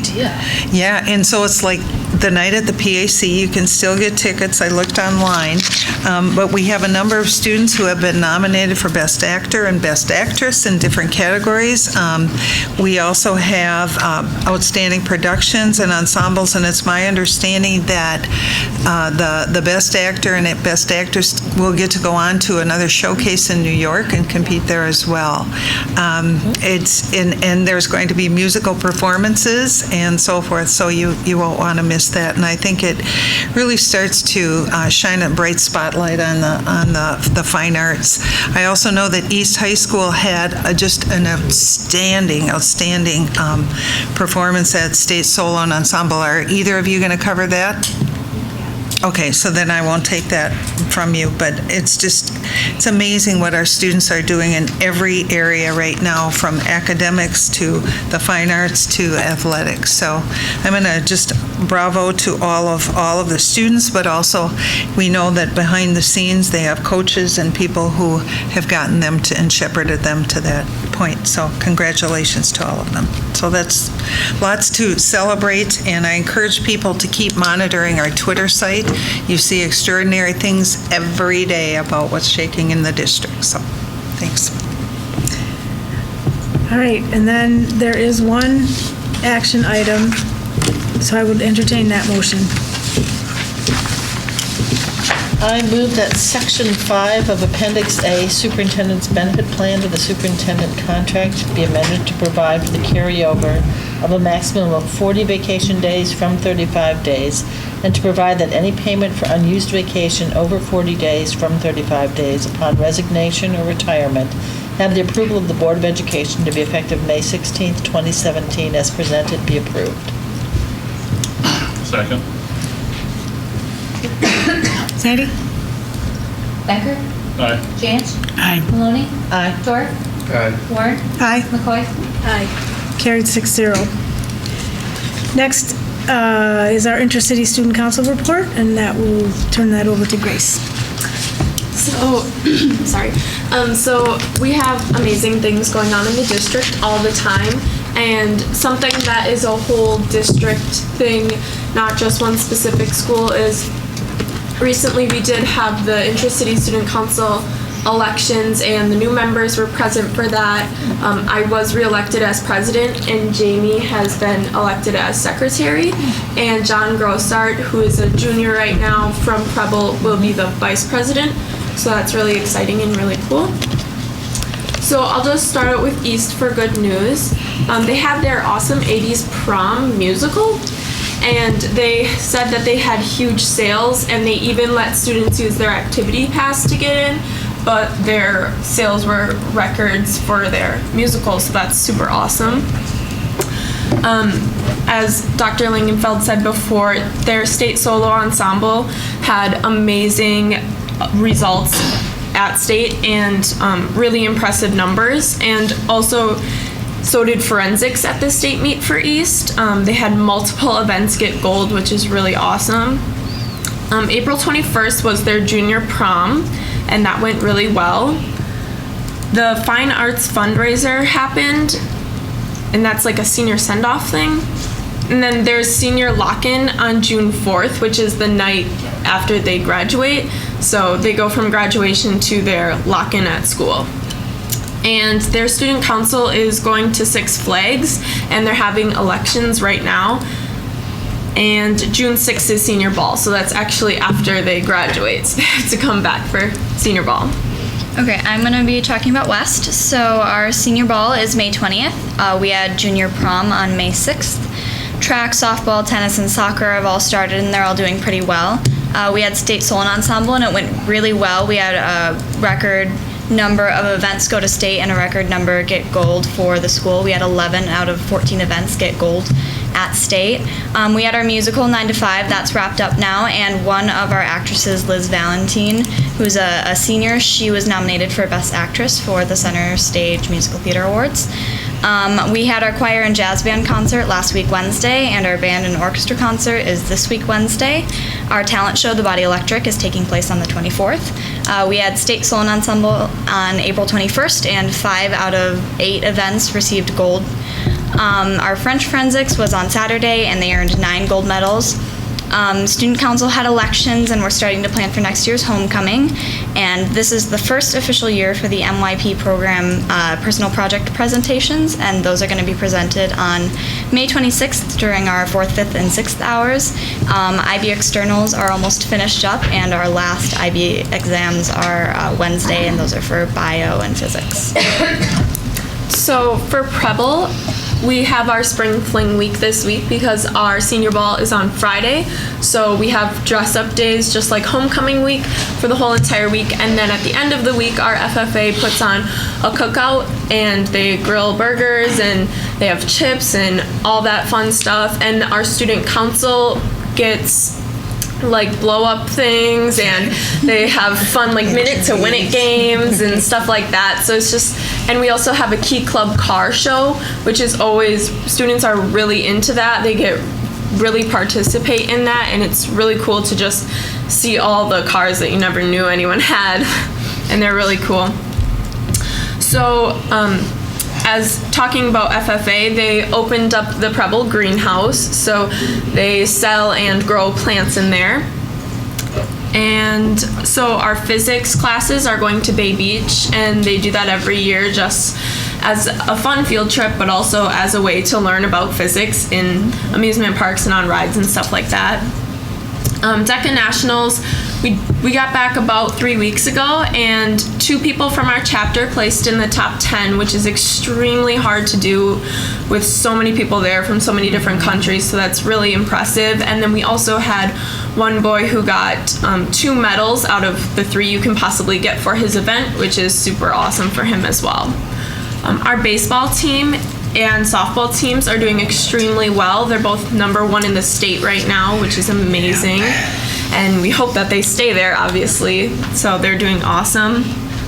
The Crucible, which was our play, just ended, and they had really, really good attendance. Normally our plays don't get as much attendance as our musicals, but they did extremely well this year. So much talent in those. Graduation is June 7th. And I know all the seniors are super excited for that. And then we had our NHS induction ceremony May 8th, and we inducted many sophomores and also a lot of juniors. And something really cool is a student from our school named Cassie Foytek. She won the I Am Sport Award from Nike, which is just showing her dedication to sports and the community at large. And also our boys and girls track and field is doing extremely well. For Southwest, their prom had really good ticket sales, and their senior ball happened last weekend.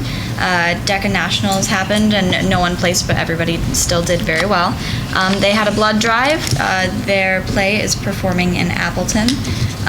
Track, girls soccer, and softball started and are doing very well, as well as boys tennis. Student body elections happened for student council, and 8 medals were won at the Solar Olympics that took place at UWGB. And lastly, for John Dewey, voting happened for student council. They don't have any officers because they feel they want to have a sense of community and nobody to be hierarchy, so that's really neat. And they also had their 2.0 presentations, which is about the moving of J-Doll School and potential places for them to go into, so the students had input on that. And the other room was a play that they had. And the seniors are finishing their capstones, and finals presentations are Friday. Or they happened already, I'm not sure. We wrote this a little while ago, but their final presentations are coming. They also had Student Ethics and Success Awards, which happened for the first time. Keep going. Sorry, Okay. We're discussing the fact that we don't know when the date of the capstone Yes. So the Students Ethics and Success Awards were given to 2 students at the school, and one of them is Connor, who is in ICSE, so that's really cool. And they have their garlic mustard pull happening, which is a huge event for their school. They go and pick the invasive species of the garlic mustard plant, and then they cook it and serve it at the homeless shelter. And they also have their senior ball happening, but since their school is so small, everyone is invited to attend, not just seniors. That's all. If I could just add to something that you mentioned in the report. I went to see the play, The Other Room, and it was just it was a very unique experience because this was. First of all, it was John Dewey's first ever theatrical performance of any kind, the first time they've ever had one. And it was truly, they don't have a staff writer for it, so this was a 100% student directed by Grace Surratt, and really was just amazing. Half of the performers in the play had never been in any production performance ever, and they had facility-wise, we have the rented space. They didn't have stage lighting. Just really amazing to see it. See what they were able to do with without a budget, and just to do it all 100% student run. was really very, very impressive.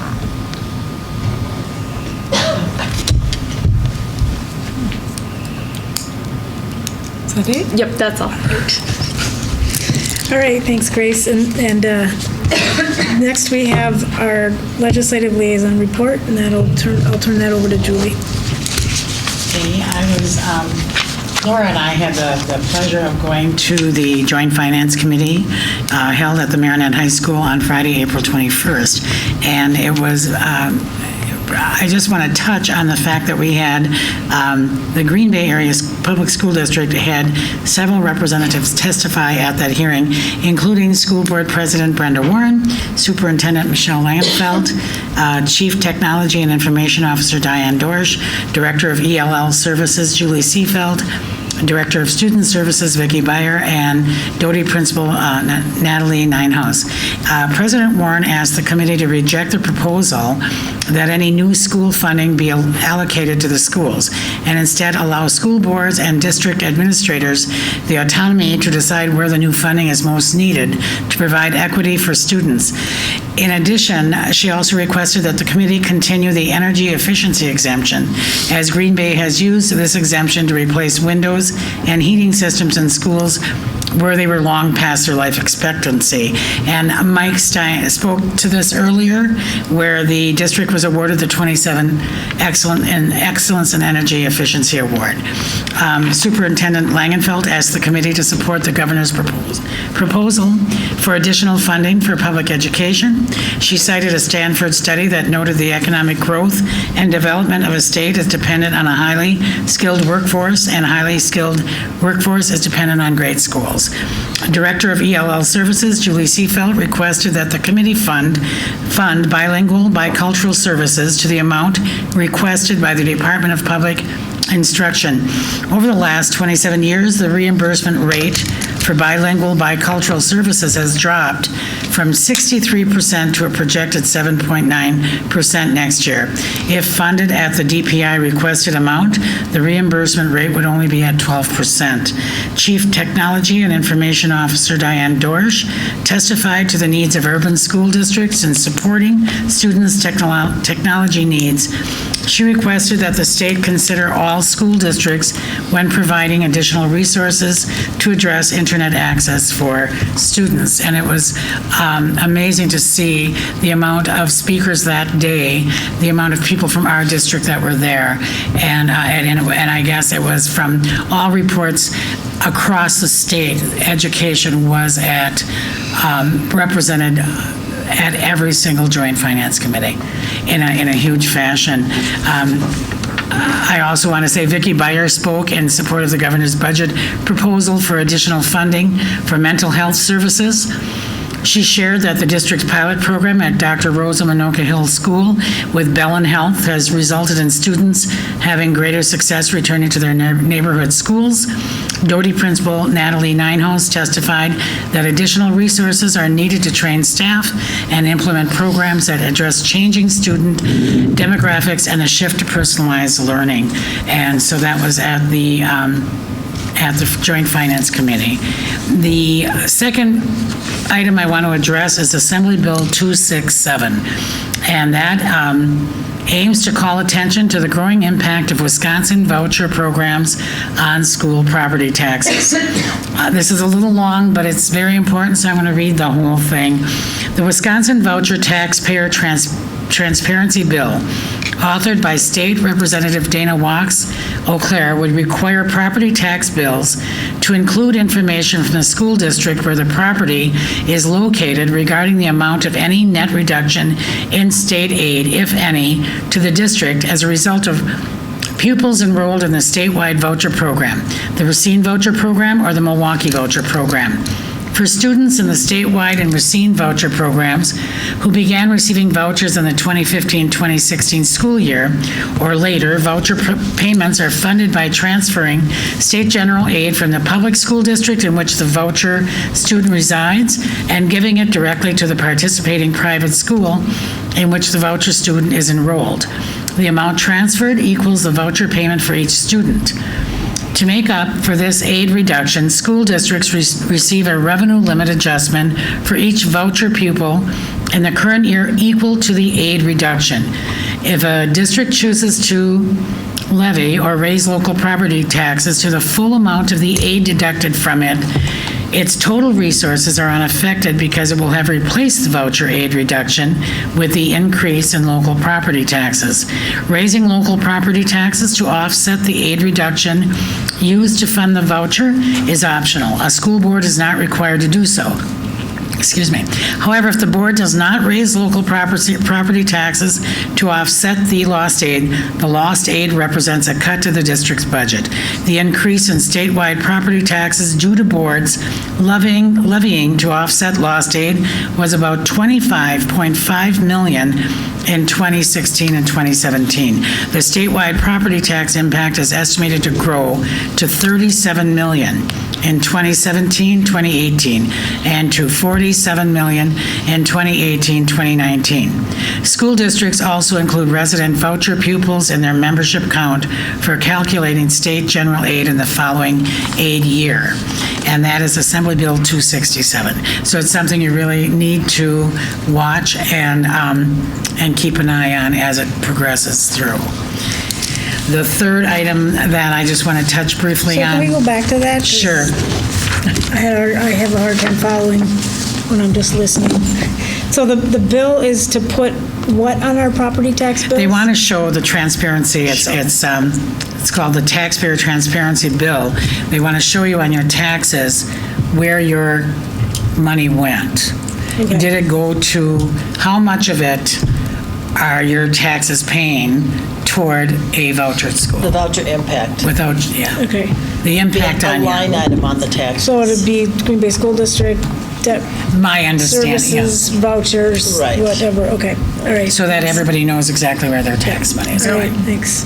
So, the third item I have is the WASB they gave us a vote of non-support of the 12% healthcare mandate. And that is this new mandate, which is sometimes misleadingly referred to as Act 10 compliance, would require each school district to certify to the DPI that the employees of the district will be required to pay at least 12% of all costs and payments associated with employee health care coverage plans in that year. This provision is anti-local control and flies in the face of the whole idea behind Act 10, which was flexibility. They have heard from their correspondence that some legislators are looking to clarify the language, while others want to remove it entirely. And there's more information at the Wisconsin Association of School Board website. And are there any questions on that? I have another, do we know, I've kind of been peripherally keeping track, but has there been any movement on the referendum bills, the 6 bills? Not that I saw Nothing that's this, popped no. out of committee yet? Okay. No. Based on some Michelle. conversations that I've had too, there's some that we probably may not see, but I think that it depends on which side. If the Assembly side is a little different than the Senate side, so. Thank you. Yeah. Okay, and that's it for the update. All right, thanks, Julie. District events, is there anything the date on the capstone? I you have called up? it. It's Thursday from 5 to 6. It's only an hour? Yeah, that's what's listed on their website. So we'll get some clarification, but Okay. it looks like the capstone projects, it's right in line with the retirement banquet.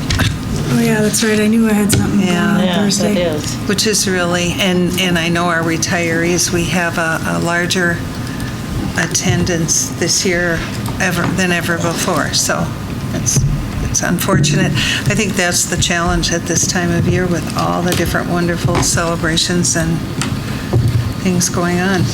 Maybe we can get a preview or something, because I'd like to go Yeah. attend. So. Michelle and I did have the chance to go to the East FFA annual banquet, and it was I'm very impressed with their alumni association and how active Really they impressive. are. Really impressive. They raise money to provide scholarships for students. It's Mr. Strohschein certainly is a passionate leader, and the students involved were very engaged in their families. It was a lovely night, I thought. It was. All right. Anything else on district events? All right, then we'll move to our system reports. First is teaching and learning, facilitated by Katie Maloney. Thank you, Brenda. The first motion is I move that the Equal Educational Opportunities Policy, Prin 411, Equal Education Opportunities Complaint Procedure 411-Rule 1, and non-discrimination guidelines related to students who are transgender and students non-conforming to gender role stereotypes 411 Rule 2 as presented be approved. Second that. We had all of these policies coming up. We had good discussion at our last meeting, and we received all the changes based on our discussion from last week on the new document. So thanks to Melissa and Ellen and whoever else was involved in that. So anyway, any questions? Sandy, roll call. Warren? Aye. Becker? Aye. McCoy? Aye. Jansch? Aye. Maloney? Aye. Dorf? Aye. Carried 6-0. I move that the harassment and/or bullying by or towards students policy 411.1 and guidelines for responding to acts of harassment and/or bullying by or towards students 411.1 rule as presented be approved. Second. Any questions? Okay, Sandy? Maloney? Aye. Warren? Aye. Dorf? Aye. Jansch? Aye. McCoy? Aye. Becker? Aye. Carried 6-0. I move that the sexual harassment and sexual violence by or towards students policy 411.11 and sexual harassment and sexual violence by or towards students complaint procedures 411.11 rule as presented be approved. Second. Sandy? McCoy? Aye. Dorf? Aye. Becker? Aye. Warren? Aye. Maloney? Aye. Jansch? Aye. Carried 6-0. I move that the Equal Opportunity Employment Policy 511 and Equal Opportunity Employment Complaint Procedures 511-Rule as presented be approved. Second. Sandy? Jansch? Aye. Maloney? Aye. Warren? Aye. McCoy? Aye. Dorf? Aye. Becker? Aye. Carried 6-0. And I move that Workplace Harassment and/or Bullying Policy 512 and guidelines for responding to and reporting workplace bullying and harassment 512 rule as presented be approved. Second. Sandy? Becker? Aye. McCoy? Aye. Dorf? Aye. Warren? Aye. Maloney? Aye. Jansch? Aye. Carried 6-0. And that concludes our report. All right, thank you. Next is the organizational support. That will be facilitated by Andrew Becker. Okay, we already took the first item earlier in the meeting. Under purchases and contracts, I move that Gray Associates Architects be awarded the contract for architectural engineering services for Baird Elementary School at 4.6% of construction costs as presented be approved. Second. Sandy? Maloney? Aye. Warren? Aye. Dorf? Aye. Jansch? Aye. Becker? Aye. McCoy? Aye. Carried 6-0. Move that Bray Associates be awarded the contract for Eisenhower Elementary referendum project at 4.6% as presented be approved. Second. Sandy? McCoy? Aye. Becker? Aye. Maloney? Aye. Jansch? Aye. Warren? Aye. Dorf? Aye. Carried 6-0. I move that Somerville be awarded the contract for Martin Elementary School referendum project at 6.0% as presented be approved. Second. Sandy? Becker? Aye. Jansch? Aye. Maloney? Aye. Dorf? Aye. Warren? Aye. McCoy? Aye.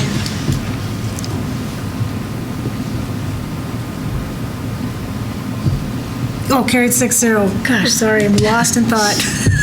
Move that Architects Group Limited be awarded the contract for the Red Smith K-8 referendum project at 6.25%. Second. Sandy? Warren? Aye. Becker? Aye. McCoy? Aye. Jansch? Aye. Maloney? Aye. Dorf? Aye. Carried 6-0. Move that Bray Associates be awarded the contract for the Sullivan Elementary School referendum project at 4.6% of construction costs as presented be approved. Second. Sandy? Maloney? Aye. Warren? Aye. Dorf? Aye. Janice? Aye. McCoy? Aye. Becker? Aye. Carried 6-0. I move that Bray Associates be awarded the contract for architectural engineering services for the Dan's referendum project at 4.6% as presented be approved. Second. Sandy? McCoy? Aye. Dorf? Aye. Becker? Aye. Warren? Aye. Maloney? Aye. Janice? Carried 6-0. Move that Somerville be awarded the contract for architectural engineering services for the Jackson referendum project at 6.5% as presented be approved. Second. Sandy? Janice? Aye. Maloney? Aye. Warren? Aye. McCoy? Aye. Dorf? Aye. Becker? Aye. Carried 6-0. I move that Bray Associates be awarded the contract for the Edison Middle School referendum project at 4.6% of construction costs as presented be approved. Second. Sandy? Becker? Aye. McCoy? Aye. Dorf? Aye. Warren? Aye. Maloney? Aye. Janice? Carried 6-0. Move that Somerville be awarded the contract for architectural engineering services for Washington Middle School at 6.0% as presented be approved. Second, but then you skipped Webster, so we have to go back to that one. Okay. Sandy? Maloney? Aye. Warren? Aye. Dorf? Aye. Janice? Becker? Aye. McCoy? Aye. Carried 6-0. I move that Somerville be awarded the contract for the Webster Elementary School project at 6.5% of construction costs as presented be approved. Second. Sandy? McCoy? Aye. Becker? Aye. Maloney? Aye. Janice? Warren? Aye. Dorf? Aye. Carried 6-0. Move that Somerville be awarded the contract for architectural engineering services for the East High School referendum project at 6.5% as presented. Second. Sandy? Becker? Aye. Janice? Maloney? Aye. Dorf? Aye. Warren? Aye. McCoy? Aye. Carried 6-0. Move that Architects Group Limited be awarded the contract for the Jefferson Elementary School referendum project at 7.0% of construction as presented be approved. Second. Sandy? Warren? Aye. Becker? Aye. McCoy? Aye. Janice? Maloney? Aye. Dorf? Aye. Carried 6-0. I move that Architects Group Limited be awarded the contract for the Keller Elementary School referendum project at 6.7% of construction costs as presented be approved. Second, but then we have to go back to Jefferson. Doty. Doty. Doty. Yeah. Okay. Yeah. And then, is that 6.7 or 6.5 on Keller? 6.5 on Keller. 6.5. Okay. All right. Sandy? Maloney? Aye. Warren? Aye. Dorf? Aye. Janice? McCoy? Aye. Becker? Aye. Carried 6-0. Number 8.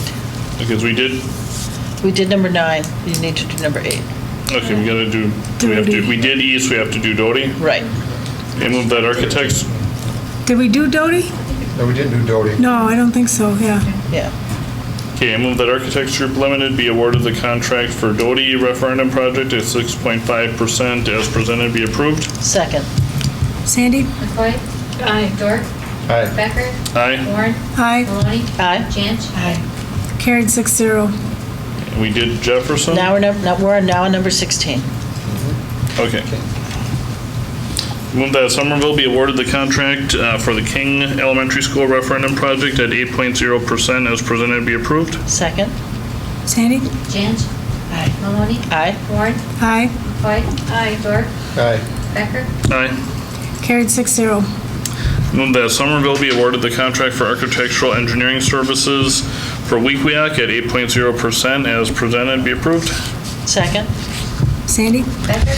Aye. McCoy? Aye. Dorf? Aye. Warren? Aye. Maloney? Aye. Janice? Carried 6-0. I move that Architects Group Limited be awarded the contract for Wilder Elementary School at 6.5% as presented be approved. Second. Sandy?